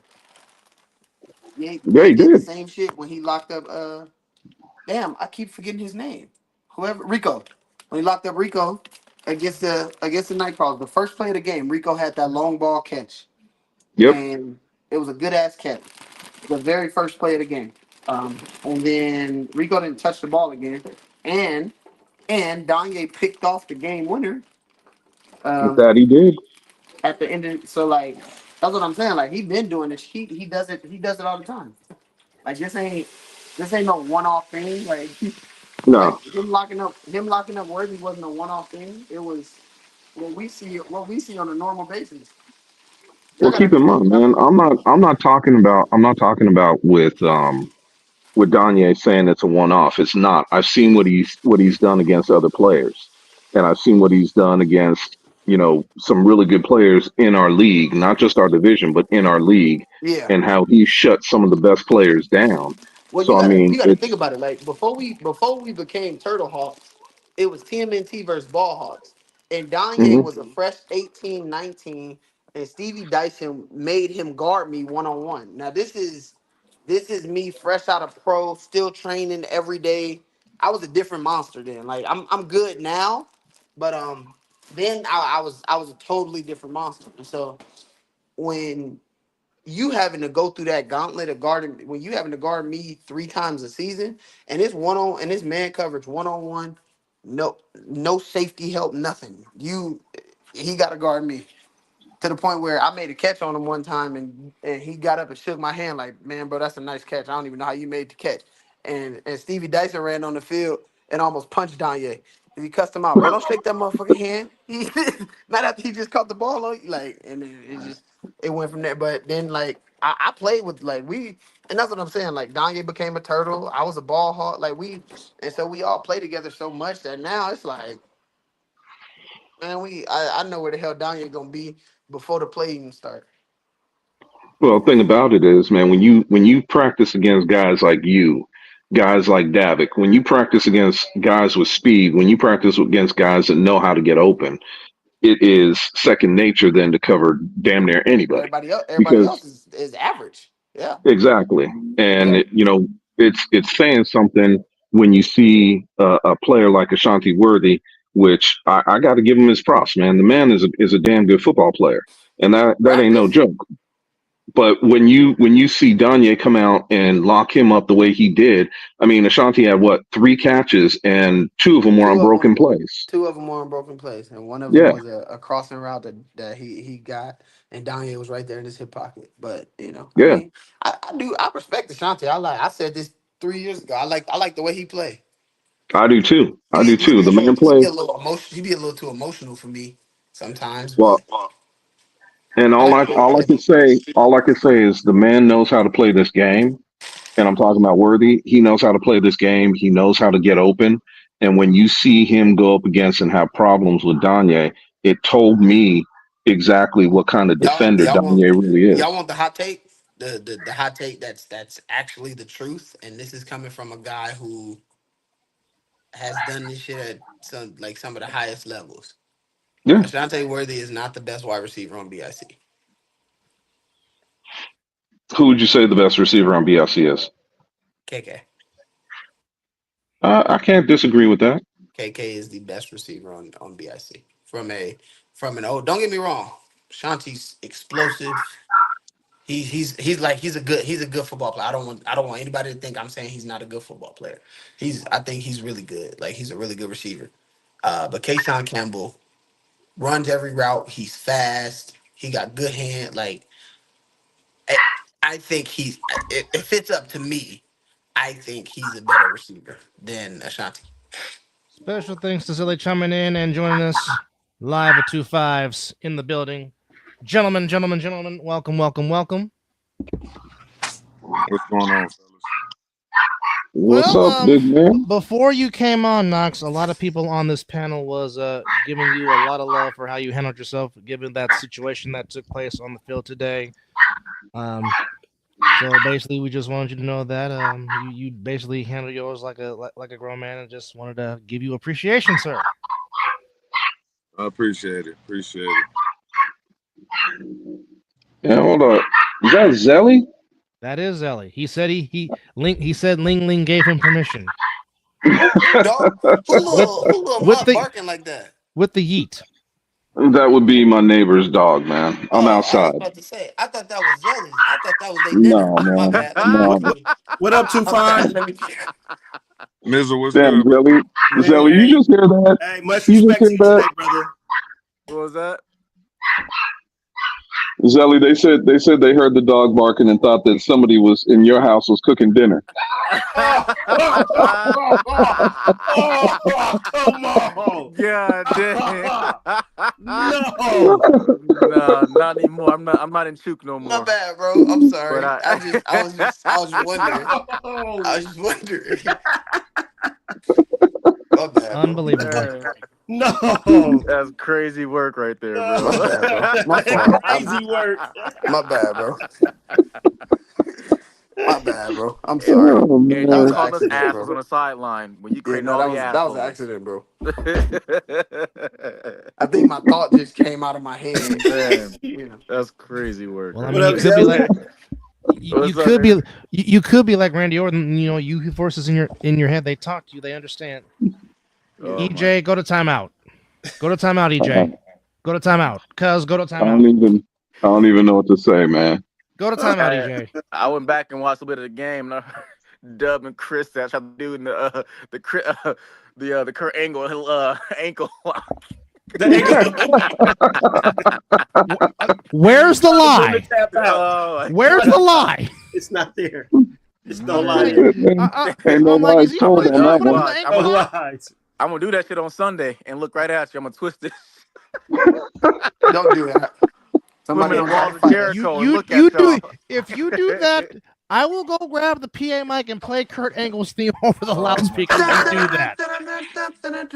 I'm gonna put Buddy in the walls of Jericho. That's what I'm That boy gonna said the walls of Oh Jericho. my That's crazy. God. Man, as soon as Dub said that, I said, yeah, Zelly was trying to make him tap.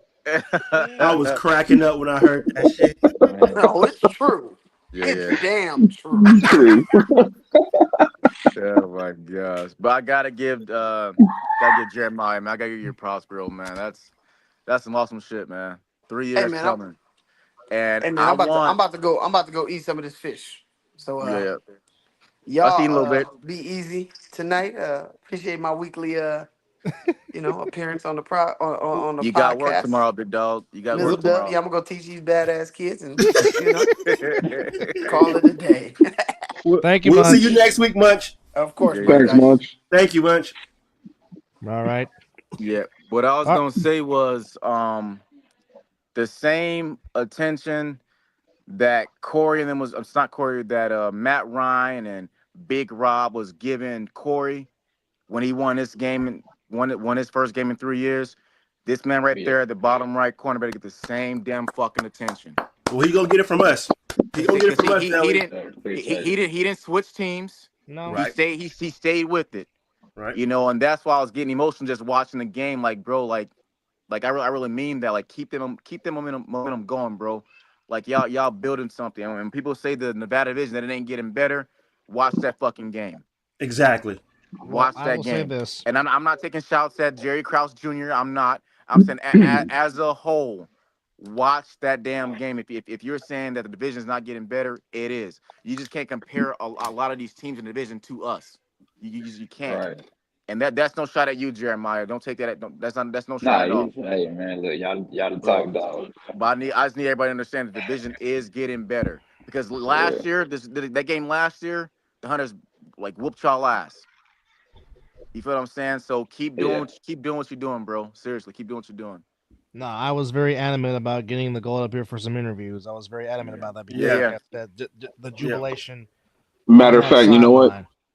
You know what, Dub? I'm gonna go one step further. Jeremiah, you let me know if you're available at 5:30, well, 5:45 on Wednesday. Would love to have you on the other side of the ball because we got to keep the love going. Fuck Yes, yeah. okay, absolutely, yeah, 100%. yeah. I'll absolutely, be on yes, there. 100%. yeah, yes, yeah. absolutely. And At the hell, beginning of the honestly, to tell you game, the not truth, you can even come on the Mizzle and Dub show, not the A7 version of the Mizzle and Dub show, but come on our show and keep that love yeah, going. Love for you to come, so for our other viewers to watch that know yeah. something about A7L to get love. But yeah, brother, everything Zelly said, man, I back that up, man. Just 100%. Yeah, but Yeah, and before the game, it's not an even East versus West Coast. It's just like good football. man, 3 years, bro. Three years. yeah, That's crazy, before the bro. game So even started, Knox told me to stick with the game plan, run yeah, the yeah, ball. So Yeah. Shout out that's to what Two we came Five. I'll out tell you doing. what. I'll tell you what, man. And there ain't a better player, a better person to hear that from than Knox because he knows his shit straight up. Right. yeah. If he ain't Yeah, like he wouldn't say it. I tell you that. If he ain't like he wouldn't give you yeah. Like no advice, man. throughout the whole game, he was up and down the sideline, giving me Yeah, pointers here and there what we should do. So yeah. appreciate Knox for And you the have Big to give your leadership. man, big flowers, man. man. Have to give your Look, flowers, big dog. And I gotta give Knox his flowers too. That was some patience, bro. That was some Ooh. patience. Some patience. And I appreciate it. And I know when Derek go back and watch the film that he'll have like he'll see like that, bro. Yeah. I respect what you did. You don't gotta go into details if you don't want to. But I just want to let you know that Knox 2 years ago, that shit Knox a year ago, that shit ain't sliding. So I just want to say I really right. appreciate you for really putting the division before yourself, man. I really appreciate that, bro. Nah, man. Agreed. I appreciate all y'all. You feel me? It's definitely different when you hear from your peers, and especially when you hear from your peers that know you. You know what I'm saying? Or know how you can get. You know what I'm saying? So it's like I try to tell. It's like I try to tell y'all, right? But I can tell y'all so much, but in a sense, I got to show y'all where it's like the league isn't, or the league, excuse me, is bigger than me. You know what I'm saying? The reason I do it for the league. I do it for y'all. I do it for everything that we talk about on the podcast, and just trying to make it in the sense of players' league. You know what I'm saying? Yeah. Um, I'm just trying Let it out, bro. Let it out. Let to. it out. It's hard, man. It's hard, y'all. Like it's one of those where it's really hard because I know how I could be, right? I'm gonna say that I know how I could be, but I know where I've come from. You feel me? And it's Yeah. like a lot of people feel like they have this perception of them thinking that they know who I am, know how I am, and it's like, bro, you really don't know. You know what I'm saying? And it's like this shit tough. You feel me? Yeah. It's definitely tough, but I guess in a sense, when I think about, I say the positive aspect of it all, to be able to, like I said, get the respect of people who may have not had the fondest, thought about me or whatever. It's like they was able to see for themselves with today's encounter. You feel me? So it's like I appreciate y'all. You know what I'm saying? I appreciate everybody that sees it, uh, that acknowledged it, that even came and checked with me and made sure I was solid, not injured Yeah. at all, wasn't hurt. You feel me? Or none of that. Um, I'm good. If anything, I'm more mentally fucked up about it because it's like Yeah. Knox don't do shit like that. You feel me? So it's like in a sense I have to, of course, applaud myself Yeah. because, like many have said, 2 seasons ago, 3 seasons ago, a couple shit, 5 years ago, that shit would have been some whole different shit.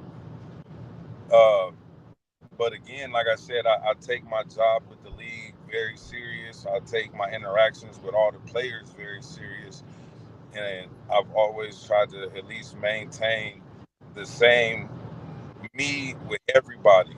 You know what I'm saying? I don't switch up. I'm not gonna change who I am. I'm not gonna do none of that. You know what I mean? And I'm gonna continue to show up and do my part when I got to. Uh, it's just overall that shit was crazy. You feel me? Like I said, I don't know what everybody else may have seen, but I seen an insomniac player, get tackled or whatever.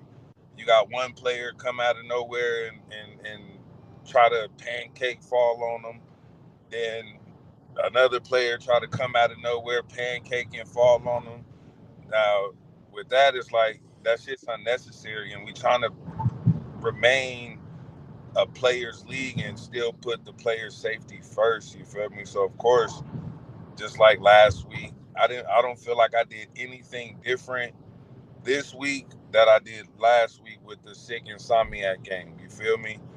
Tensions are high, emotions are high, but for for for starters, it's always gonna be about player safety. You feel me? So when I see certain shit, of course I'm a in a respectful manner and and try to at least do it in a peaceful way, right? With just diffusing the situation. You know what I'm saying? A player thought that I put my hands on him or it was me because the player got attacked or something like that. So he instantly thought it was me and felt like he needed to do what he needed to do. You know what I'm saying? When in reality, I'm not for nobody's team exactly. So I'm more for the league. So, just overall, it should have been one of those where the fuck I look like being the one trying to jump in fights that ain't got shit to do with me. You know what I'm saying? But if I can diffuse it, of course, I'm gonna try my hardest. You know what I mean? But I don't know what everybody else saw. I just know what I saw, Well, and I'll that the Knox. players falling on. Let me tell you something, man. You and I have known each other since you started in this league, right? We've had our conversations on the sidelines. I was at the field house when you were running with Kryptonite, and you and I talked after the game.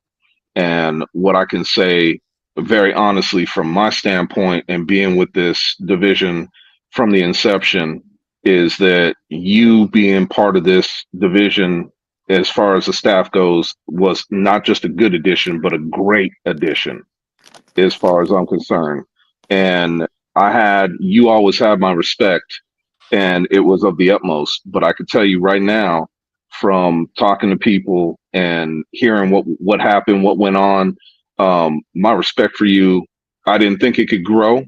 And I'm not a player, man. My ass is too old to play this game. And I'll tell you what, if I was 10 years younger, I would be playing. But I will tell you, without a shadow of a doubt, man, I am 1,000% happy that you are on our team as far as the staff is concerned.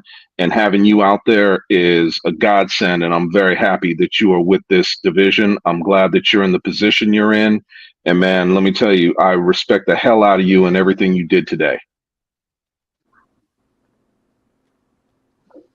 And that's just being honest. I appreciate that. I appreciate that. Like I said, I've heard it throughout the league today. You feel me? As far as with our division, I heard it from Coach JB. I heard it from Zelly. I heard it from Munchie. I heard it from a few guys. You know what I'm saying? Like I said, the list can really go on with the amount of people that, like I said, just gave me the utmost of the respect or just appreciation for what I've been doing and what I'm trying to do and what I've been, you know what I'm saying? Just so I appreciate all y'all, you feel me, with the utmost, and I'm gonna continue to do my part, you feel me? And if there's things that I could work on, shit, feel free to let me know. You know what I mean? I wish I could give you something, brother, but you're doing your damn thing, and I appreciate it, man. You are doing it at the top of the level as far as you can go. You got a lot of respect from all the players on the in the A7 Nevada division. Guys respect the hell out of you, from the stuff you tell them on the sidelines, from everything that you do. So that respect carries through with me, fully. And I like what I see from you. And I mean, like I said, I'm happy you're part of this team, and I wouldn't change a damn thing. I mean, other than you thinking about going back and playing, um, I would prefer you on my squad, man. I don't want you to go back and play. I want you to stay right where you're at. And of course, we do appreciate you coming in, for your 2 minute rant in the booth and then go back to doing what you're doing. That's also greatly appreciated. Anytime you want to come up to the booth and have a conversation, brother, you come up, man. You're always welcome.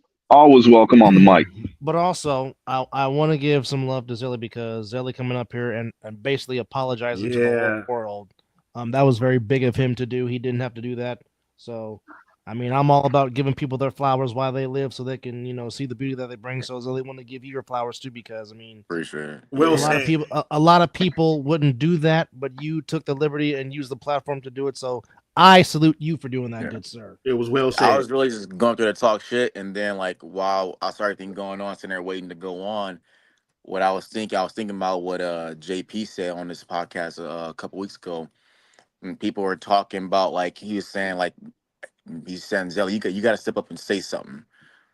And I'm like, I gotta, and I was like, I gotta say something, like, I don't know how many people was viewing or watching, about want to know, like, this is not the Nevada division. What you seen what transpired. That's not us, and if we want to grow this division, we have to mature. If we want to get the respect from the East Coast, we have to be better. Yeah, like they have their problems, they have their issues as well, but if we want to, what they say, I guess, match them and then go above them. We have to present ourselves in a better way. It's football. It's intense. Shit happens. But I feel like things like that happen today. I feel like dude, that's probably those players bringing something that happened before the game or before Sunday during their work week to the field, and that's not right. And it's not right that that player put Knox in a situation. He was literally doing his job, like he was saying. Like he did nothing different than what he did last week when scuffles happened with us and sick. He was in there breaking it up. You know what I'm saying? So, I hope the rest of the game for the fans and the people, the viewers there, I hope it got better. You know, we're still growing, I guess you can say. We're still growing. We're not perfect. We're going to make mistakes. We still got have to better things. But stuff like that, it shouldn't happen. I'm You just know. glad, honestly, the game didn't get called. I'm glad you guys were able to finish the game, and the big man diffused the situation as we know the big man will do. But it was good to see the maturity out after that situation. You guys both teams went back on the field and still played a competitive game of football per se. With the I situation. made it football. What was that? Sorry. I said it made it about football. Exactly. It Yes. wasn't about anything else. Yes. 100%. That's one thing. And what you said, Zell, like I said, I heard it well spoken. And after you said that, then everybody went back on the field and played football. It showed you guys can have a situation, diffuse a situation, and get back to football. So just like the Dub said, man, flowers to you as well. Yeah. But it shows. I want to say this because I want everybody to understand this because I've been with, like I said, from game one. I've been with this division, and I've seen some of the stuff that's gone on, not just in this division but in others. And the class acts that we have in the Nevada division is starting to show, starting to come to the top. And yeah, players talk, and that's going to happen all the time when you're playing football. There's going to be that, a little bit of shit talking. There's guys that are going to go at each other a little bit. But when you keep it football and keep it 100% football, you're going to have these little things that pop off from time to time. That's just the way football is. I mean, we see it in the NFL, we see it in the NCAA, we see it in all levels. But the fact of the matter is, you got guys that are diffusing situations. They are taking it to the next level, and they're bringing it as they were a pro rather than just out there playing backyard football. And I respect the hell out of players that are wanting to step up and do that. Zelly, I will echo what Dub said. It took a big man to come up in the booth and say what you said, and I respect you for that 100%. The thing about it is, I've always respected you because you've done nothing but show that you are always going to try to do the right thing, and I respect the hell out of that. But I'm starting to see other players do the same thing. And if I want to say it, if you want to say, basically taking your lead and following in your footsteps of what you're saying and what you're doing, then it is the fact that a lot of the Insomniac players, Knox, a lot of the Gold players, and a lot of the players that are in the league, they are trying to weed out the bad players that want to come out and just cause trouble. And I'm not saying that there's I'm not blaming or saying Jeremiah Branch is a bad player, because he's not. That what happened today to me was outside of what I'm used to seeing from him. I'm not going to sit here and pretend to say anything. We're not talking to him. We can't ask him the questions of what went down. And I'm sure that there'll come a point where we can have that conversation. But the fact of the matter is, you guys are policing yourselves now. You guys see what this league is all about. You guys see what's going on, and you're getting younger players involved. I mean, you guys have some young players on your squad. Jeremiah's got some young players on his squad. These guys are getting younger and younger, but the old players are showing them how to play this game correctly. And it's something that I figured, if this league is going to survive, that's what it takes to make this league or have this league take the next step. And you guys are showing it. And it's one thing to talk about it. It's a whole nother thing to do it. And you guys are doing it. So I respect y'all for what you're doing. Yes, sir. Appreciate it. Appreciate For it. sure, appreciate you for sure. Hey, I gotta I ask you, do got a Jeremiah, lot of what was high your school thought kids on process, my man, team. in that game? Shout Man, out we Miss knew it was P. gonna Marie. be we knew it was gonna be a tough game. We knew that the Hunters was gonna put up a fight, man. But like Knox said before the game, and Chris running the ball and quick passes. So that's what we stuck to and for the W out. And look, I all felt I'm like I trying to saw. do, Go ahead. I was gonna say, all I'm trying to do is I played this game for a long time, man. All I'm trying to do is pass down knowledge to y'all, because I want this league to get better. I want the teams that are at the bottom to start to rise to the top. And there's not a whole lot I could tell Coach James. He knows. He's played this game for a long time too. But Right. players and younger guys that are talking about that, I see, LA's got some. He is a good player. He's got some things that he looks at that are different, and it was just a matter of talking to him and making him understand where we're coming from. And I think that it's just a matter of time before some other players start to stand up and take notice to what you guys are doing, Jeremiah, and what you guys are able to do with the goal. And Right. when that happens, this league is just going to get better and better and better. I agree. Right. For I sure. agree. To which Yeah, I again, remember I it want to give was. a shout out to the A7 Nevada Players Group, as the Gold have gotten a lot of love today, and rightfully so, from Oh yes. the peers in the Players Group, which is very very very good to see. Yeah. Well deserved. That, Yes, I absolutely. mean, it started from the first. Like I think somebody said in the chat, or we said earlier, that when after that first drive, they were like, "Oh yeah, the goal can win this game." Oh, that was Cam, and he was right.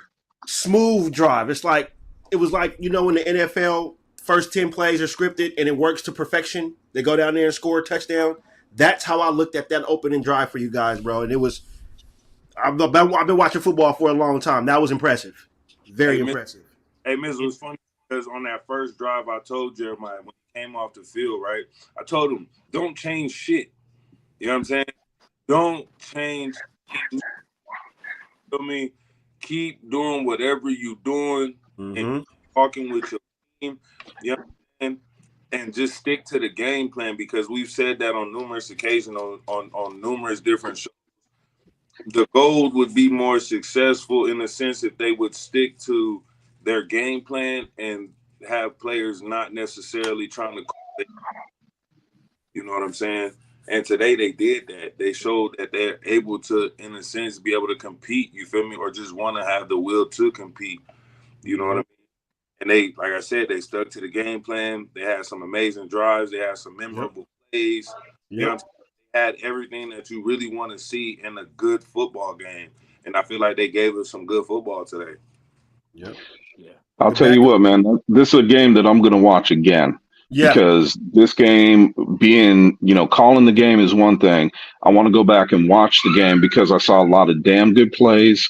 I saw a lot of wide open receivers. I Mm. saw a lot of stuff that I had not seen from the Gold in the past. And Jeremiah, you got something going, man. You got to keep going on that route, man, because I think that you guys winning this game is just one of the many that you will wind up winning this season. Yeah. And think about it. Y'all didn't have the names. You feel me? When you look across the field and you can name players that were on the Hunters, you feel me? You got Sabian, you got Perry, you got uh uh no, Snoop, yeah, Snoop, Snoop, Yodi, Cody. You know what I mean? Names, but in some cases, and that's what today showed, names don't mean shit. Yeah. right. Man, I just like we always just really excited for y'all, man. Like Yep. I was definitely cheering y'all asses on like no tomorrow. Got yelled at by Ling Ling because I was being man, I was excited. Like, I was excited, man. Like remember y'all gotta I think y'all gotta stop or was it a fumble or something like that and you walk down on the field. I think it was like a minute or something left before y'all get a ball back to him. But the swagger, like the way you walked out on that when you guys got the ball back, it was a fourth y'all gotta stop on fourth down. Oh The yeah, way yeah. you walked out, your demeanor, I'm like, he got it. He sees it. He fucking see it. Even though like y'all get a ball back, I just like how your whole aura changed going back out on that field, knowing that the ball is in your hand BP. and know like who want like no one only winners want the ball in their hand, you know, Right. Yep. when the game's on the line. Yep. Even if they got the lead or not. It's up to you to win the game with like either excuse me, the ball in your hand down or the ball in your hand and you're up and you gotta waste time. You gotta have that clock tick down. But I was gonna say like, and make sure you go back and watch the game too. Watch them and see the Yeah. things that you can do better and all that stuff. Study yourself. You got to be your biggest critic. You have to, Right. and I know you will.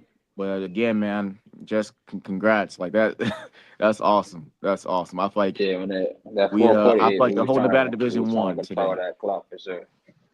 Yeah, and I agree with you, man. The whole Nevada Division 1 with you today, and I don't know anybody that is. I mean, look, Perry came on here congratulating you, and that's one of the guys you were playing against today. That tells you everything you need to know. I keep telling players, and I'll keep saying it, and I'll keep saying it until I am no longer part of this league, until I'm gone. But this is a fraternity, and it don't matter what Right. team you play on. Guys are happy to see another player that has been trying for years to get that first win. And I don't know anybody that's going to down you for what you guys did today, and I want to make sure that this lasts for the week for you guys because you guys have to understand this was no small win. This was a huge win today. You guys took it to a team that could have easily defeated you guys had you guys start to have that letdown or give up. And there was no quit on any player on your team today at all. Y'all took it to them and you made sure that that win stuck. yeah, Mm-hmm. Jordan, just to correct you, Sevion does have one return for a touchdown that came back in week 1. yeah. I Yep. just That's true. So he's got one.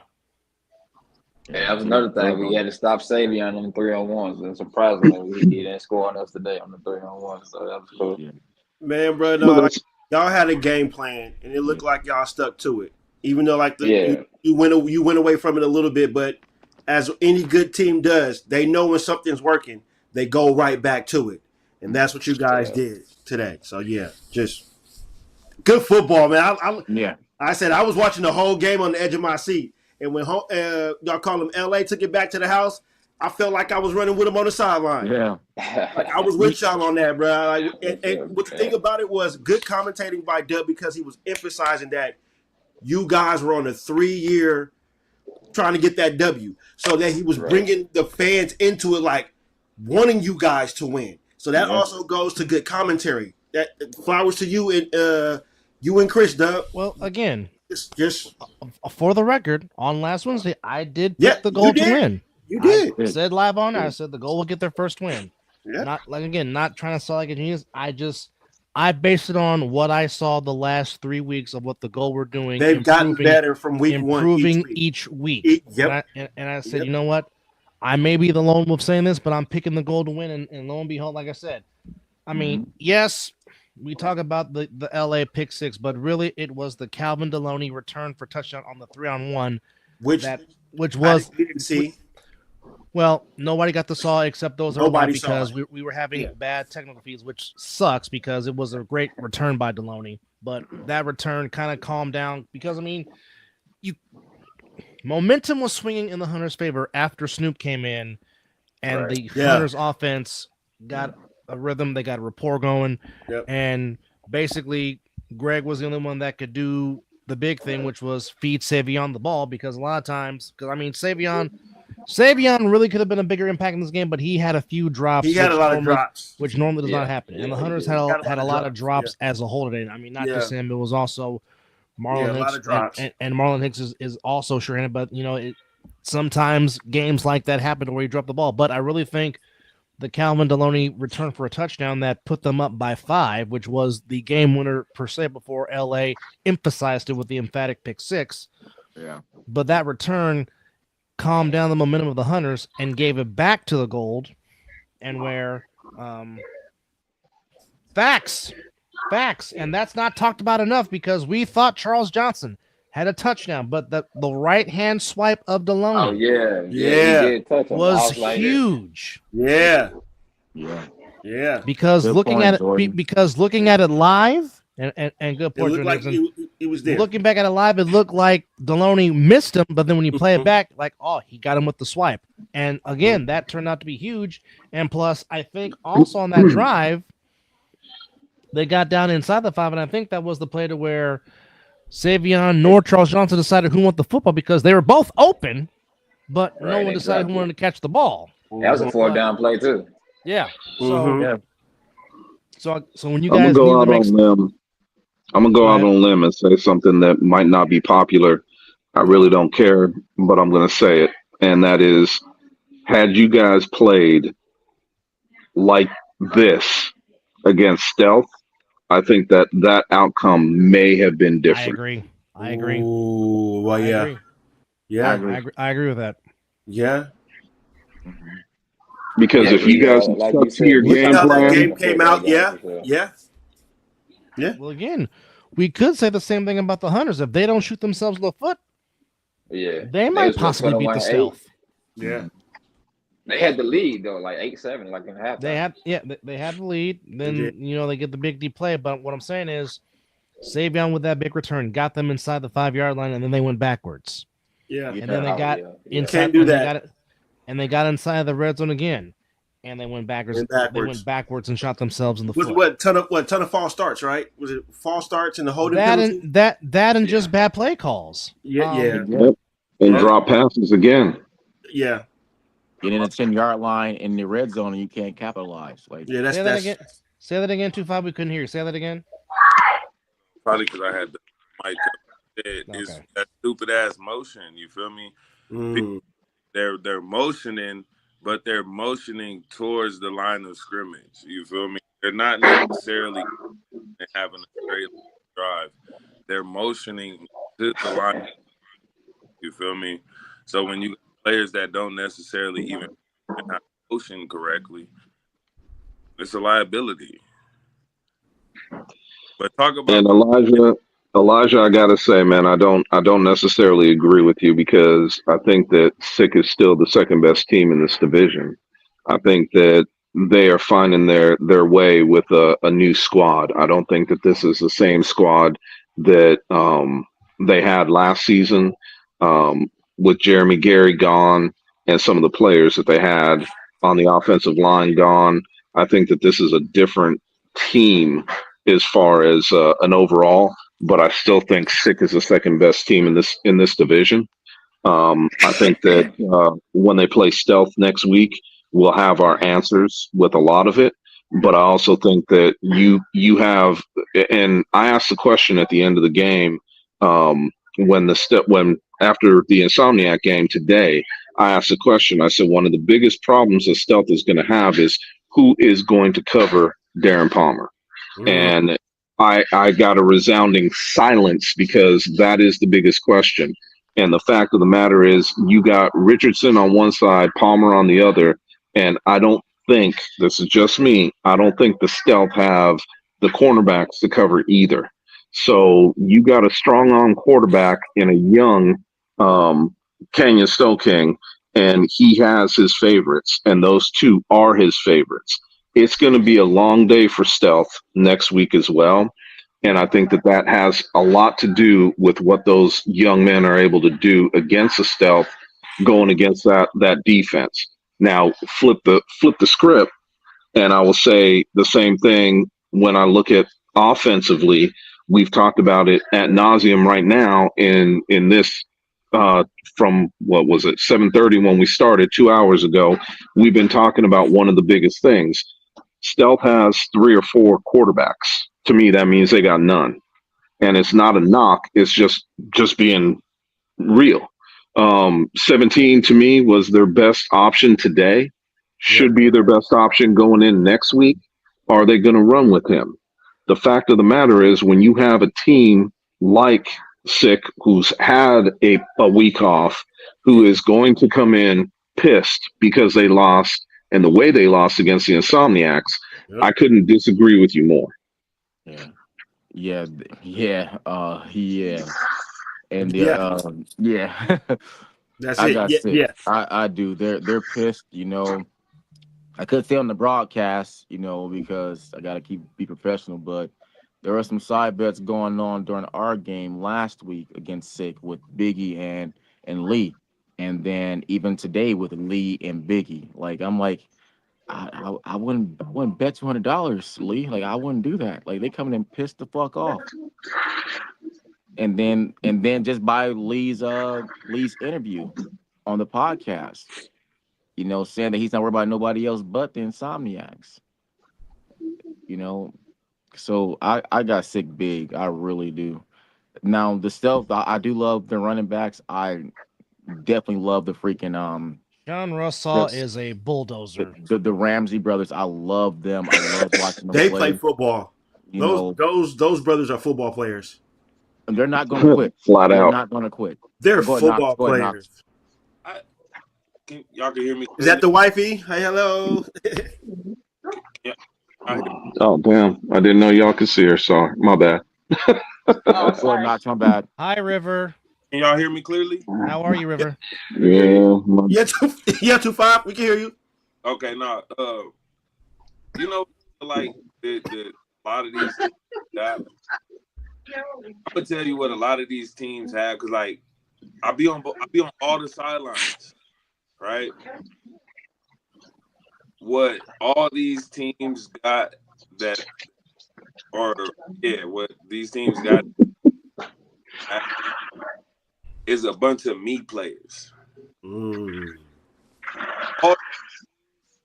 have a bunch of me. It has to be me. I want it to be me. There's no real team besides the Insomniacs that say, hey, we're gonna play team ball. I'm gonna do what I have to do for the person, next to me. I don't mind taking a double block. I don't mind, you know what I'm saying? Everybody's focused on trying to get their highlights or trying to get the commentators to speak on them or say their name. Nobody knows how to be a team for real, and that's the problem. Valid point. Very valid point. Well, I think that's something that we said earlier. The fact of the matter is, when I look at Stealth and some of these other teams, I agree with you, Knox, through and through. And I think that the better teams in this league, not just our division, but in this league, are would agree with that situation. I mean, you can't be a me guy if you're playing a team sport. And the problem is, you got guys on different teams, and I've heard them.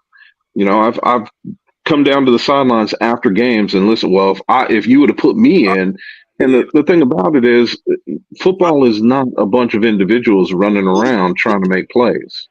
I It's would. about team, and I will be the first one to sit up here and tell you if they did not, if the Insomniacs straight up, and I'll say this time and time again, if the Insomniacs did not add Zelly to that throw off team and what he was able to do against Pac Money in that championship game, we might be sitting here talking a whole different story with the Mm. Insomniacs and BIC I think because first game. Zelly came off the sidelines and made his presence Felt. known. Yeah. Period. Yeah. Yep. Yep. And what you said is real, man. And the thing about it is, you can also see it with some of the guys. And I can't speak on everybody because I'm not going on the sidelines talking to everybody anymore. But what I can tell you without a shadow of a doubt is you got guys on sick with it. The Darren Palmers, the Richardsons. You've got guys out there that are not me players. They're going to take what they can, but they're going to help out their running backs. They're going to help out their or their quarterback. They're going to make sure that they're there trying to make things, trying to change things as being team players, not me players. And that's the difference that I could say between some of these teams that are winning in the league today compared to some of the teams that are losing in the league today. Yes, sir. Yes, Everybody sir. wants the highlights. I've said it Well, before. highlights Nobody, highlights don't score you points. nobody post they fuck ups. Of Everybody course not. Oh. on Yeah. people. Yeah. That'll never Yeah. happen. And I've been one of those guys. I've been one of those guys that have had guys come over. Hey man, how come you didn't say anything about my good plays? I'm like, oh, okay. So do you want me to talk about your bad plays too? No, no, bro. No, we ain't gonna do that. Oh, you just want me to tell you. You just want me to talk about your good plays, but you don't want to tell. You don't want me to talk about the bad ones or your fuck ups. You want me to talk about the stuff you did right. So you got to have it both ways. This is not a league where you can sit here just like the NFL. You are not going to have me sit up here and talk about how good you are when I can't talk about your screw ups too. So you got to take it both ways. And if you're going to sit there and have me talk about, oh, he had an outstanding play here, then guess what? I'm going to highlight your bad play as well. Chris, hey, Jeremiah, I got a question for you. What's up? Out of today's game, right? Today's game, what was your biggest moment? Great question. Um, Probably that breakout run I had in the first quarter to get us down into the red zone. Mm. What what did that do for you? They got us they got the momentum for the offense to get the ball moving. And then the second quarter we started moving the ball. We got away from what we were doing, but third quarter we got back to it and started back moving the ball. What about you, Zelly? Um, What was your favorite? What was your favorite like go to moment or like highlight from today? really just seeing Danye and Chris out there. Ooh. More Hmm. Danye because Oh, I like that. I know what Danye been through, and I've been, he posts his videos stuff like that where when he work out with his trainer. We all know Nick Lewis. Yeah. So just seeing the grind that he put in, I love seeing that, because I know what I do. Like I know what I'm doing tomorrow, know what I'm doing Wednesday, know what I'm doing Friday. I'm like that never dies. But being able to see like my team put the work in, and like through their injuries and through whatever, But also I love seeing the gold. I feel like the gold was like just the, and I'm not kissing that's blowing smoke, Jeremiah. Like that shit had me tearing up, bro. Like real tears, like a fucking Cinderella story. Like damn, like just to see that it came along for y'all, that y'all saw, like that y'all smelt the victory, and y'all continue to go after it, even when You had to go back out there on defense. Like it's amazing. It was amazing. So Knox, I'll say Donnie, Chris, and also the gold. With what I'm doing, I'm supposed to do that. I'm supposed to do that. You know, I'm not. I know what I got to do. You know, I know what I'm chasing individually, but I know what we're chasing as a team. But but me individually, I have to make sure I keep doing my thing so that can help the team achieve its ultimate goal. You know, but yeah. Okay, Kurt Angle. Somebody get that man some milk. Don't forget the three eyes. Right? That man some milk. Yeah. No, it was I fucked A7-1 today with the gold, and then Yeah. the way that game turned out with the Watchmen and the Renegades, the A7-1 today. OT. I was on the Yeah, field. I yeah, it was went OT. And I'd say the A7-1 today. I really do believe that the A7-1 today. I'll You say know, the 2 1 o'clock games were the more entertaining games of the day, East and West Coast. Well, I'd said that the Golden Hunters was going to Yeah, be you did. the fun game of the two, and I said But maybe both East and West showed out in the 1 o'clock spots. I mean, well, 4 o'clock for the East, but those mhm. 2 spots because I had both games on, and yeah, y'all. yeah, Mizzle is red zone ready on Sundays, Well, Jeremiah, literally I'll and tell you, figuratively. man, there's something that I have not shared with you guys, and I'll share it with all of you right now, and Jeremiah with you. One of the biggest things that I could tell you without a shadow of a doubt, just from my time of playing, there's been a handful of times that we had teams that had no business winning. I didn't have the best athletes. We didn't have the best players. We didn't have, a quarterback that was throwing the ball, out of the gym or nothing. And we won games and wind up winning a championship. And I'll tell you, there is nothing like that first win to start to grow as a team and to start to grow as with you being a player coach, with you being the quarterback, with you being the owner, the whole nine.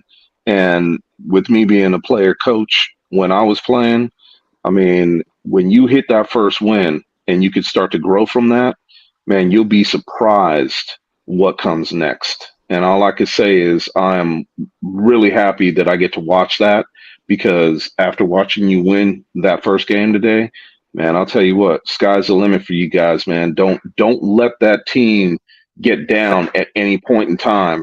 Let this win take you guys to that next level and understand the fact of who you have in front of you and the teams that you have the potential to beat because the Hunters are a damn good team. The Stealth are a damn good team. You played with both of those teams. You beat one, and I think you can beat the other. This thing is turning into a situation where this Nevada division, you've got the top tier teams. You've got the Insomniacs and you've got Sick with it. But don't sleep on the fact that you guys could be right there with them. You keep doing what you're doing. Stay on that grind. Don't stop. Yeah, Yes, sir. don't get Appreciate it. comfortable, don't get complacent. Keep going. You know, don't let this win get to your head. Enjoy it, and then tomorrow back to the drawing board, man. Yep. Exactly. Yeah, just attack it. You gotta want this, and I know you do. Like, it's been 3 fucking years, so I know you want this. You know, just keep that For chip on real. your shoulder, bro. Keep the chip on your Yeah. shoulder. Don't let it fall off. Don't let it get crumbled up. Keep that chip on your fucking shoulder, and attack it. Like really attack it, man. And bring your players with you, man, because he is 100% right. Let that chip grow on your shoulder and make sure that your team understands what it takes to win and don't let nothing break you guys apart. Yeah, Yeah. I got you. Appreciate y'all. yeah. Oh yeah, all day. No, you deserve it, bro. You Yeah. deserve it. You Yep. really deserve it. You really not. And I hope your team get their flowers this coming week from everyone. You know, but y'all stay focused. All right, y'all stay focused. Y'all know what it takes to win. You saw it, like y'all did it today. You know what it takes. All right. So yeah, just keep attacking it, man. Keep attacking it. But nah, I'm great, man. I love this fucking league, man. I love this league. I love this fucking league, and it's just it's amazing. It's amazing. And I'll literally, tell you what, man, I'm not from a player and I the love time from it. the time from the time this league started until where we are today, I can tell you without a shadow of a doubt, man, I am so happy to be part of this league. I'm so happy to be to watch the growth of some of y'all and to see what we've brought to this. To add Dub for play calling, to add Knox to this staff, Zelly, to have you out there playing, man, to see Bama growing the way he is, man, I am friggin' ecstatic. And all I can tell you is, from an old man standpoint, and yes, I'll call myself old. Y'all can start calling me old too. I don't give a shit. But the bottom line is to see you guys do what you're doing, and I could not be prouder than seeing what's going on in this division. And, East Coast, man, I'll tell you, man, I've taken my licks from the East Coast guys. I've had my times on RTU and being called everything out the book. All I can tell you is I don't give a shit. What I see from you guys making me proud as hell. And I feel like a proud father just standing back watching his guys do their shit. And I'm so proud of all of y'all. Knox, dude, man, you friggin' blew me away today, man. I'm so proud of you too. With everything that went on, man, I could not be happier with you guys. And say what you want. You can call me anything. I really don't care. The fact of the matter is this division, this league is blowing up. And I can't wait to see what's going to happen within the next 5 years, man. Because I think the goal, forget the bronze, man. You ain't bronze today. You 100% gold today. And you guys are going to start showing up and showing out. I can't wait to see what's next. Yeah. I'm sorry, sir. This 42-year-old body ain't going out there playing with them grown ass men. I'm sorry. Yeah, I may look young, but yeah, this body, no. I see this on the sideline, walking with Knox. No. I'll pick up a basketball before I go play A7. Man, I'll tell you what, man. If my wife would let me, and I'm saying it quietly because she just came out and say it's 10 o'clock. I say I know, but I will say this: if my wife would let me play one more season, man, I don't care if it's in the A7. I don't care where it is, man. I'm a football player at heart. I could give a shit less, and I would sell out this body for one more season. All right, Chris, I got a question. You ready? If you What's up, Knox? if you could play one more season, right? But Yeah. it's A7, right? Yeah. Who would you want to play for? Ooh. Hey, hold on, man. Hold on. My earpiece went out. Hold on. Hold on, look. A little closer. That's a What's good that now? question, Knox. That is a good question. He asked, so if you could play one more season in the A7. Thing. Hold on, man. Yeah, that's a damn good question, Knox. I like that one. I think Chris is trying to fix his Bluetooth. Yeah, I'm trying to fix my Bluetooth. What was the question now? He don't. Turn your mic on, I can 25. hear you now. My mic is on. Okay, go ahead. If you had one more season, right? You said you could do one more season of football, but this time we was gonna do this one, this time around we was gonna do one last season in A7. What team would you go play for? Who would you want to play for? Man, I ain't the type to jump on a team that is winning. I'll be the first one to tell you I would either go play with Sick because Canyon is like my nephew, so I'd love to play with my nephew, or I'd go play with the goal. Just being real. I like that There you have answer. it. Gold or sick? Hey. I One think of those two, I ain't going to play. And Zelly, no knock about the Insomniacs, but I ain't the type to take a back seat to anybody. So I'm going to play with a team that is up and coming, and I want to try to get them over the hump. Yep, I respect that. Definitely. Well, That's just me. Well, I will throw in my 2 cents. Like I said, Let's make it a round table real quick. Yeah, that's good. Yeah, Mizzle. Who would I want to play with? Yeah, but what you had, Dub, you didn't even finish. I was gonna give my 2 cents, but since you put me on the spot, I mean, I would choose Sick because Sick is near and dear to my heart because it's Bay Area Tides, and I'm a Bay Area California man through and through to the death of me. As E40 says, I'm loyal to the soil, and that's all be loyal because I mean I'm like I said when I played baseball, I wasn't the greatest player, but damn it, you have a fight on your hands because I will give you everything I got to help my team win. And yes, Mrs. Palmer, you damn right. Bay Area for life. You damn right. Yeah, that I mean. Damn right. It's in the DNA. It's in the DNA. It's in the DNA. It's in the it's in the blood flow. Bay Area is in the DNA. That's exactly where I'm You know, from. and I should be real with what I said too, because one of the other things that I would love to do is play with Darren Palmer, which is another reason why I said Sick. Yeah, he's fun to play with, man. I tell you, he's really fun to play with. He pushes you for sure. We competed a lot in practice, a lot. When I played on the Kings, we competed a lot, you know. So. Well, you know how you say you want to play with certain players? I would like to go play with them Ramses, man. They play good you football. motherfucker. You motherfucker. I would like to go play with them Ramsey boys, man, because they play football. Man. It would be the play with the Ramses or to go play with the Gold because I like what I'm seeing from them. I wish all the stealth players had that fight that the Ramsey brothers have. I feel like that'd make their team different. Absolutely. You know.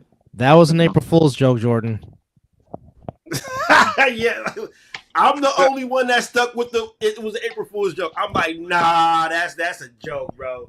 Just because of what the day was. I was not giving into that shit. Fuck that. Yeah, there was a lot of trolling going on this past week, and well, we found out the truth today. But yeah, willing to take 2 ass whoopings in 2 weeks. No, but go ahead, Chris.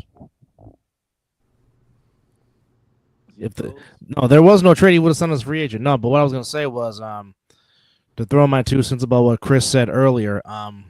I am forever grateful to Kevin Perry because if it wasn't for Kevin Perry, I would not have the chance to meet Derek Duncan.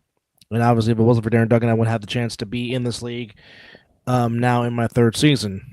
And because of that, I was able to bring in my biggest supporter because, I mean, through it all, Mr. Mason has been my biggest supporter along with a whole lot of other people. But, I mean, Mizzle has been my biggest supporter. And then for me to bring him into this world that is A7, and then to have our platform be one of the platforms to talk about this league. I lived out a dream with you guys. Number one, like I said, walking the sideline with Knox, but I am literally on YouTube commentating a game with you two. That's awesome, man. I fucking love this league. They gave me a dream to live out with my brother. As I just said, Jordan, Kevin Perry, who I did work with doing high school stuff with NFHS Network, Kevin Perry, one particular Sunday during the Fall Brawl in 2022, was doing camera work for A7. He invited me to come out when they were doing A7 at Bonanza High. That's how I met Derek. And Derek kept my number. And before the 2023 season, when they had the Jamboree before week 1, Derek invited me after I sent him a couple of high school tapes that I did for NFHS. He invited me out. And then that's where I met the Asgardian known as Scott McCorkle and Casey Cox, because at that time, Casey was doing play-by-play. So my first season, I was doing color, which was, kind of a tough road to go from being play-by-play to color. But, as any good broadcaster, you learn how to adapt and adjust because people forget before Pat Summerall became the Hall of Fame play-by-play guy, Pat Summerall was a color commentator, which people don't know. He used to color commentate with Ray Scott when Ray Scott was the number 1 guy back at CBS back in the 60s and 70s. And he also was a color analyst to the great Hall of Famer Jack Buck before Pat Summerall became Pat Summerall. So I kind of took that avenue and be like, well, remember, Pat Summerall did this before he became Pat Summerall. So I went in there, took it mid-season, about found my voice, and then things happened where I've been able to do play-by-play since Fall Brawl 2023. But like I said, if it was not for Kevin Perry, I would never got the chance to meet Derek Duncan, and I never would have the chance to have relationships with some of the players I have now, which, again, I'm forever grateful. Like I said, I've been wanting to hold a microphone and call sports since I was 5 years old. And Mizzle can tell you, I used to hold up a damn erasable pen as a microphone, like I'm a damn broadcaster, which I know he's shaking his damn head right now. But and the thing is, my friends in high school, when I hold up the pen to them, they would talk into it, not making me look like a complete idiot. Not that I'm saying I'm an idiot, but they didn't make me look like a complete ass and, act like we were doing interviews. So that's how that happened, which is why I go hard as I possibly can in these broadcasts, which is why I go as hard as I possibly can on these podcasts because, like I said, if from this I'm able to get on Fox or CBS or NBC or CW or whatever, network entity I can be a part of, it's because of me doing A7. It's because of me doing high school for NFHS Network that I'm able to have this platform and able to do what I've been doing. Like, God willing, in June, Mizzle and I will celebrate our 5th year of doing the Mizzle and Dub show. And we can tell you, like, we started doing this thing on Skype. Skype is now shut down. That's how long ago we've been doing this. We went from Skype to where we literally had to wait till the next morning just to upload it to YouTube from Skype because Skype took so long to download. Then we went to Zoom. Then Well, I must have done some because ever since I've been given that nickname, the Insomniacs have gone back to back. So apparently the nickname has stuck for some reason. Baby. Oh, the referee is still up and at him. Oh, shit. Mr. Franklin, what's good, brother? So because of that, like I said, because of this league, I've been able to meet some good people and to hang out with some people. And I appreciate the recognition that the players give me, and I also appreciate when they be like, "Hey, you said my name wrong." Well, I'm only going by what the people give us as far as the roster goes. Like, if that's not your name, then tell me how to pronounce it right again. That's crazy word. Or if I'm saying, or if I'm saying, well, if that's not your number, then tell me what number you want, because again, I'm only going off the sheet I get. Yeah, that's crazy word.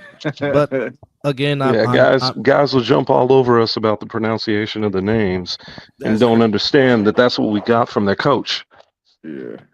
But it's y'all fault though. Of course. Zelly, light skins get blamed for everything. I thought you knew.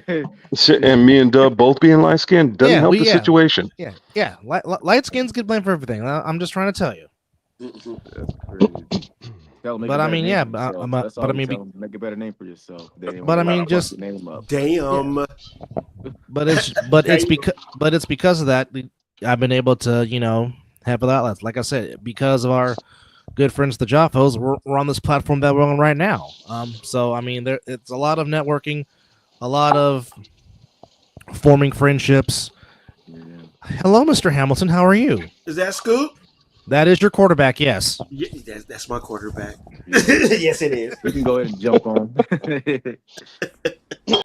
Well, Knox, I didn't, and I apologize. I didn't get to hear what you said when I told you what teams I would play with in the league, because obviously losing my earpiece, I didn't hear what you said, what you had to say when I told you.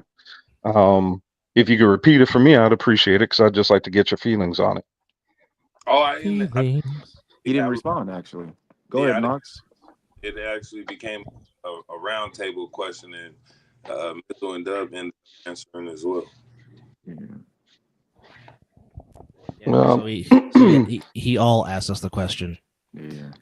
Well, and I don't, when I look at it, from my standpoint, I can't go and jump on a championship team, and no knock against the Insomniacs at all.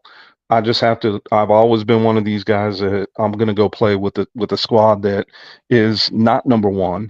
I want to go do what I've done in the past, and for me, playing with a DP, playing with Richardson, playing with those guys would be a shitload of fun. Win, lose, or draw, it doesn't matter to me. We got to go out and make shit happen. Now, here's my comment. We talked about last, right, where it was like people have different focuses. You're focused on taking down the Insomniacs. The Insomniacs are worried about taking down another national championship. So it's like, I get what you're saying, but you don't want to join the winning team because, you want to like kind of show that you can beat them. But it's like the winning team isn't necessarily worried about the league. They're worried about beating up the guys that they're tired of beating up on.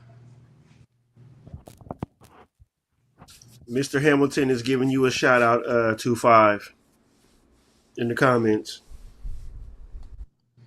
It went to, oh, hold on, it's on my TV too. I can read it up there real quick. Got us on the big screen. Love it. I got it going on the TV too. But we'll bring up the first one, what he said, so you can read it. Oh, you gonna pull it back up? All right. Yeah, I got you right there.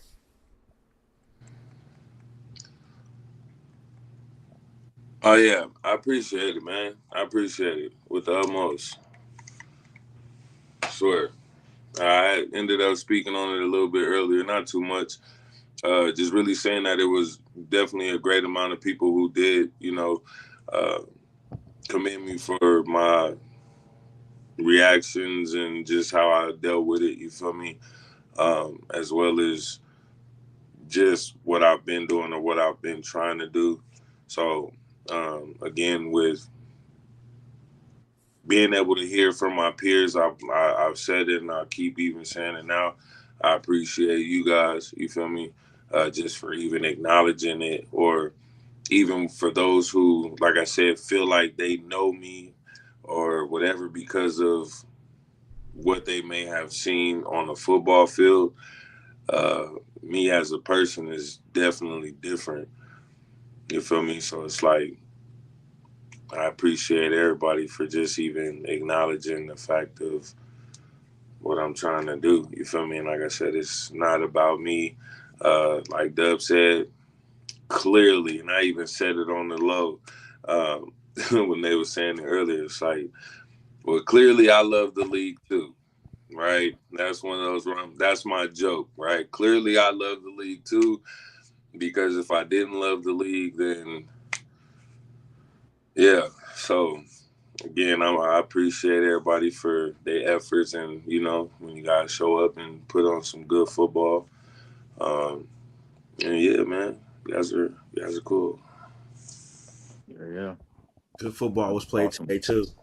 Good football. Yeah, it was. It's gonna be good football play next week too. I'm excited. Oh yeah. I'm excited, man. Football. Okay, so look, I feel like we can all talk. Okay, I'm gonna talk shit. We wouldn't expect anything less. 100%. Like, they weren't ready. Like, they're not ready. They have a lot of different players who can be considered good, but again, they don't necessarily know what it's like to be a team. Just because you take the bus from Oh, he went there. I wasn't going to say nothing about that. You feel me? You take the bus from point A to point B. Hey, he said he was going to talk shit. Of course, absolutely. Okay, like, you seen players like getting ready to just like call it quits. They don't even know what to do. They couldn't figure it out. Like, yes. That was some shit.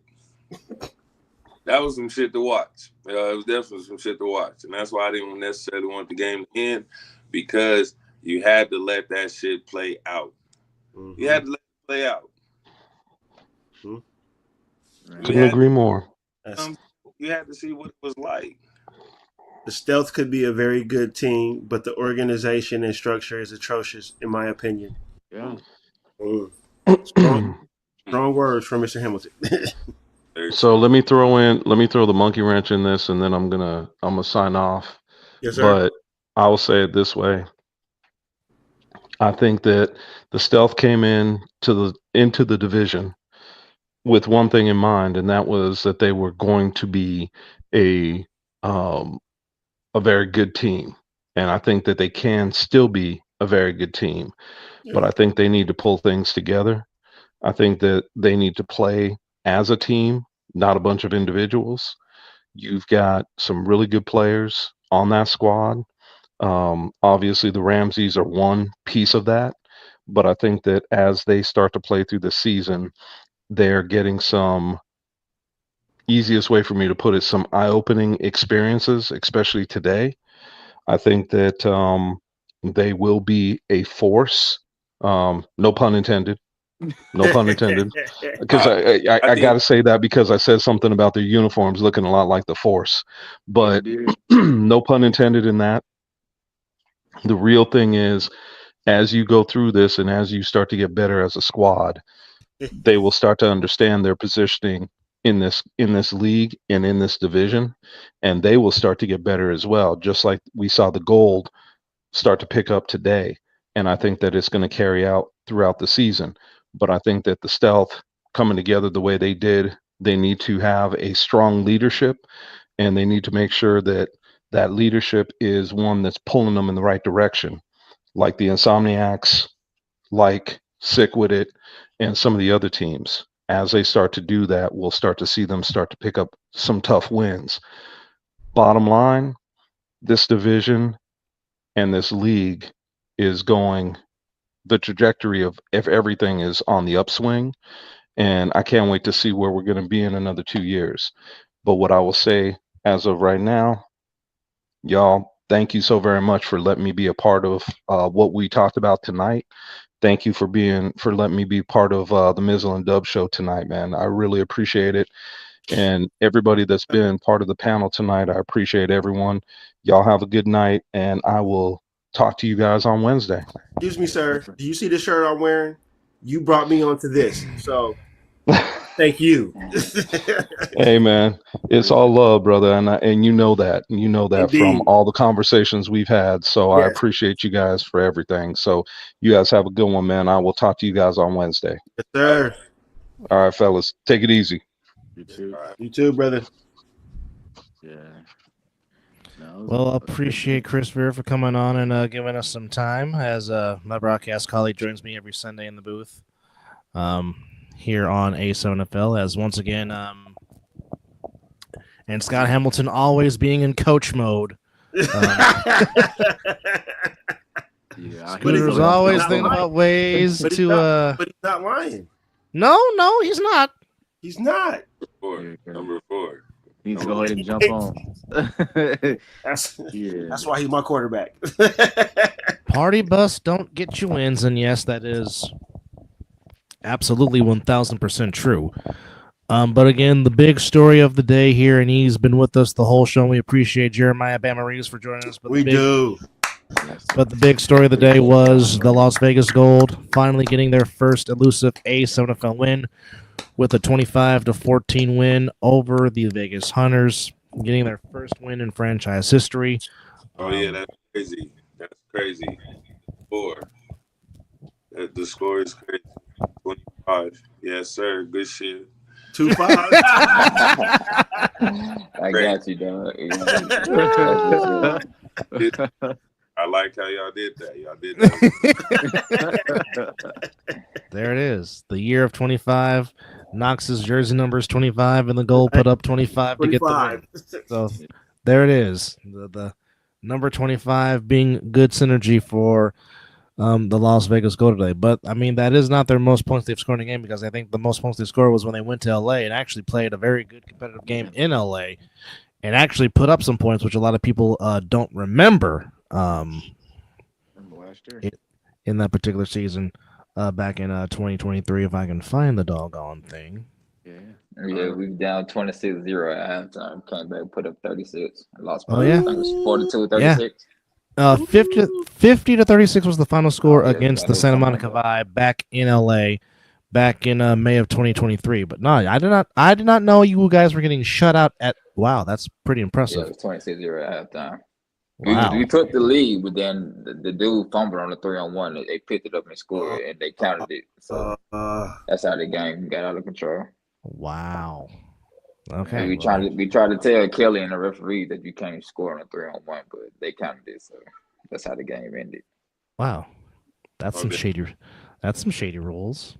Well, Because Eh, nah, you can't return on a 3-on-1. that's my Like head if straight. you fumble, you can recover, yes, but you cannot return it. Nah, he picked it up and scored. Yeah. oh no. Wow. Yeah, Wow. yeah, Yeah. nah. Yeah. Hands clean. Nah. You But hey, almost got me. Almost got me. I'm scared. Almost got me. well, the Insomniacs almost got a couple of safeties today because the stealth kept having to go 99 yards and a half. Boy, the defense for the Insomniacs was cutting the rug today. Well, here's the thing. From go. Once again, today showed you why the Insomniacs are a deep team. Like I said, there's not many teams in this league that can rotate defensive players like the Insomniacs can. Because on one sitting it could be McWillie, AJ, and Cunningham, or then it could be Holiday, Fresh Out, and JJ. Then they could put in Moses, Wilkerson, and whoever you want as the third man up front, with Reeves patrolling the middle, and then the secondary you can throw anybody back there. Just their depth and just the combinations that they can use The numbers. show why they have better friends. To quote, of course, one Eric Schufer Jr. Yeah. But just the depth was on display, and it just shows why. And it doesn't matter what area of the league you're in. Doesn't matter if you're here in Vegas or if you're in Baltimore or in the Midwest. It's just it's hard for me to pick against the depth of this team because when you 100%. have it, when you have it, it shows out in most games. I'll say, for example, like when I was there last year, in the championship game in Asbury Park, New Jersey, and you're just seeing when Scott became the fourth blocker, and then all I hear was Derek walking down the sideline saying, "They're gonna get tired in the fourth quarter. They're gonna get tired in the fourth quarter. They're gonna get tired in the fourth quarter," and you started to see the hands on the hips on the BIC, and that's taking nothing away from the BIC. The BIC are a good team. They are two-time champions for a reason. The BIC has been a staple in this league since its inception. But again, there's two things I said that changed that game. One was the fumble, which Trayvon with Fleming took a lesson from the school of Knox throwing on the throw on return, which turned into a fumble, which 2-5 greatly approved of as he was on the watch along with Mizzle, Chris, and JP back then, and just Zelly saying, you know what, put me on the field with Cannon, and whoever's throwing the ball off, I got this. I'll get it done. I was Yeah. excited for that shit. Like I was excited for that shit. And then the fact that like he was really like doing his shit and like I told him, I was like, bruh, I would want to throw along with Zelly. You feel me? Let me get Zelly to get down there. Mm-hmm. That shit easy. I appreciate it, man. I really do. Zelly's a short tackle on that 3-on-1. I appreciate it. I'm chasing Trey Cohen. I really am. I've been hearing his name since last year, and I want that spot, and I want it bad, and he ain't outworking me. That's for fucking sure. He ain't outworking me. This is me just like being a little, just showing that side of me. Like I put the fucking work in. I'm not gonna stop. So I'm coming forward and I'm ready. It's good when you're on the team like I'm on and you figure out your role. It gives you that much more motivation, and that's what it did for me. So when I'm in there lifting, I'm thinking of 3-on returners. I'm thinking of the Kwani Morgans, the Savion Cunninghams. I'm thinking of the Pac Monies. I'm thinking of all them. I'm thinking of the Bets. Any like everyone. I'm thinking of it. What are they doing this shit? All right, don't Yeah. fucking complain. Do it. Don't complain. Get the shit done. So yeah, I appreciate the conversation that Knox giving me when I'm Knox talking to every fucking time on 3-1 coverage. If he's close, he tell me something. So I appreciate that. But I got a long way to go. I do. I just want my contribution um to lead to our team's ultimate goal. Mm. That's all I really want. I love when people run my way and they don't juke. It makes my day. It makes you feel like, okay, are we really working hard? Is our work we're putting in, is it producing on the field? Yeah. And like days like today, it showed. It really did. I noticed a difference. I'm not here to be no couch potato or no freaking weekend warrior. I'm here to make sure that I put myself in the best position to help my team. My number get called. So You had a good. and Ling Ling was in the stands too. So So you got to show off for the wifey. Okay, There it is. there it is. Now you had There a it good is. solid tackle today too, brother. A real good solid tackle. Well, like I said, he was trying to put somebody on the ankle like he's Kurt Angle, like Straight up. make somebody tap. It's funny because Scott, like Scott said, that he brings the energy that we need. And it's one of those where I get and you understand that, and then hearing how you feel about it, right? That's the passion, right, that I had behind it from when I was doing it. Because it's like, if I can, in a sense, and just using the word that they used to use is neutralize. If I can neutralize these motherfuckers that they talk about all the fucking time, what are we gonna talk about now? You know what I'm saying? And it's like I said, like in a sense, the 3-on-1 used to be the most exciting play of the game. Mm-hmm. What happened to that shit? And I've been saying that. You feel me?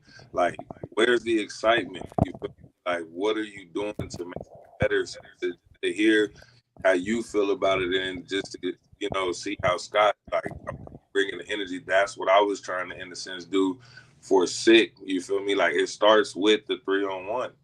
Whether it's on offense or it's defense, you feel me, coming out, it starts on the 3-on-1. You feel me? So if you can do your part, and like you said, show all your efforts is really what you do it for, and I'm going to show it with my product, that's some good fucking shit. Appreciate it. Like I said, I love this league, man. I love seeing the games today. I'm excited for the games next week. It's been good. It's been good. The league has been good. The league has been good. Yeah. And yeah. Yeah. But Ling Ling's calling me. I gotta get off. I think we wrap it up, right? We wrapping it up, Dub. Take us out, Dub. Yeah. Well, first off, special thanks to Chris Vera. Special thanks to Eric Schufer Jr., aka Debo Munch. Special thanks Our to Live weekly with 25 for joining us. Special thanks to Zelly, and of course, very special thanks to the man of the hour, the team of the hour, Jeremiah Reeves of the Las Vegas Gold, for joining us, and also getting their very first win, which, again, if you want to watch it, it is on the A7FL page on YouTube. Now, we apologize in advance. Unfortunately, the Calvin Deloney return was not on there because we were having technical issues, but the interception by Lasante Anderson and the post-game interview with Bama, with Derek Cunningham and with Robert Burns, is also on that video. So please go check it out on A7FL page on YouTube. But thank you to everyone for that came in and chimed in, from Scooter to Coswell to Coach James to Will Franklin to Miss P. Marie to Jordan Davidson to EJ, to everyone that came in and commented. We appreciate y'all. Thank y'all for and Mrs. Palmer. Thank you guys for and DP, the Palmers, Mr. and Mrs. Palmer. Just appreciate everybody for chiming in and joining us here. And we will see you Wednesday at 5:30 for the other side of the ball, as we will recap week 4 and preview week 5. And again, give the Gold some more love, because they definitely have earned it. And of like course, like Zelly said, A7 won today. Yeah. To the victors league, the league won today. To the victors go to spoil. Now, for all you Night Owls, go watch that Renegades game. Now, for you Night Owls, stay tuned, because the regular Mizzle and Dub show will be coming at you because there are some things we do have to talk about.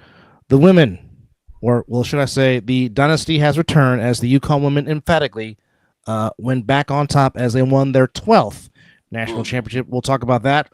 We'll also talk about Florida and Houston tomorrow in San Antonio for the men's championship. Recap the night in the NBA, Major League Baseball, and recap some UFL stuff. And who knows, you might have a guest or two. We don't know. But coming up in a few minutes, Mizzle and Dub, Mizzle and Dub show coming to you live coming at you. But in the meantime, for all of us here at A7FL Nevada, we say thank you guys for joining us. Enjoy the rest of your Sunday evening. Have a good week. And yeah, Zelly, yeet to you. And yeet to everybody else. But thank y'all for chiming in, and we will see y'all next week as we recap the A7FL. Good night.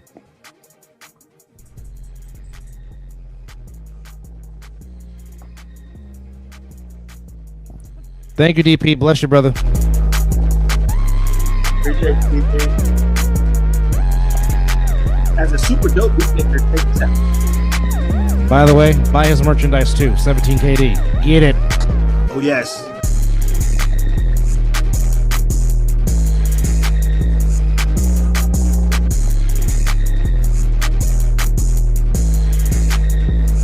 And don't forget.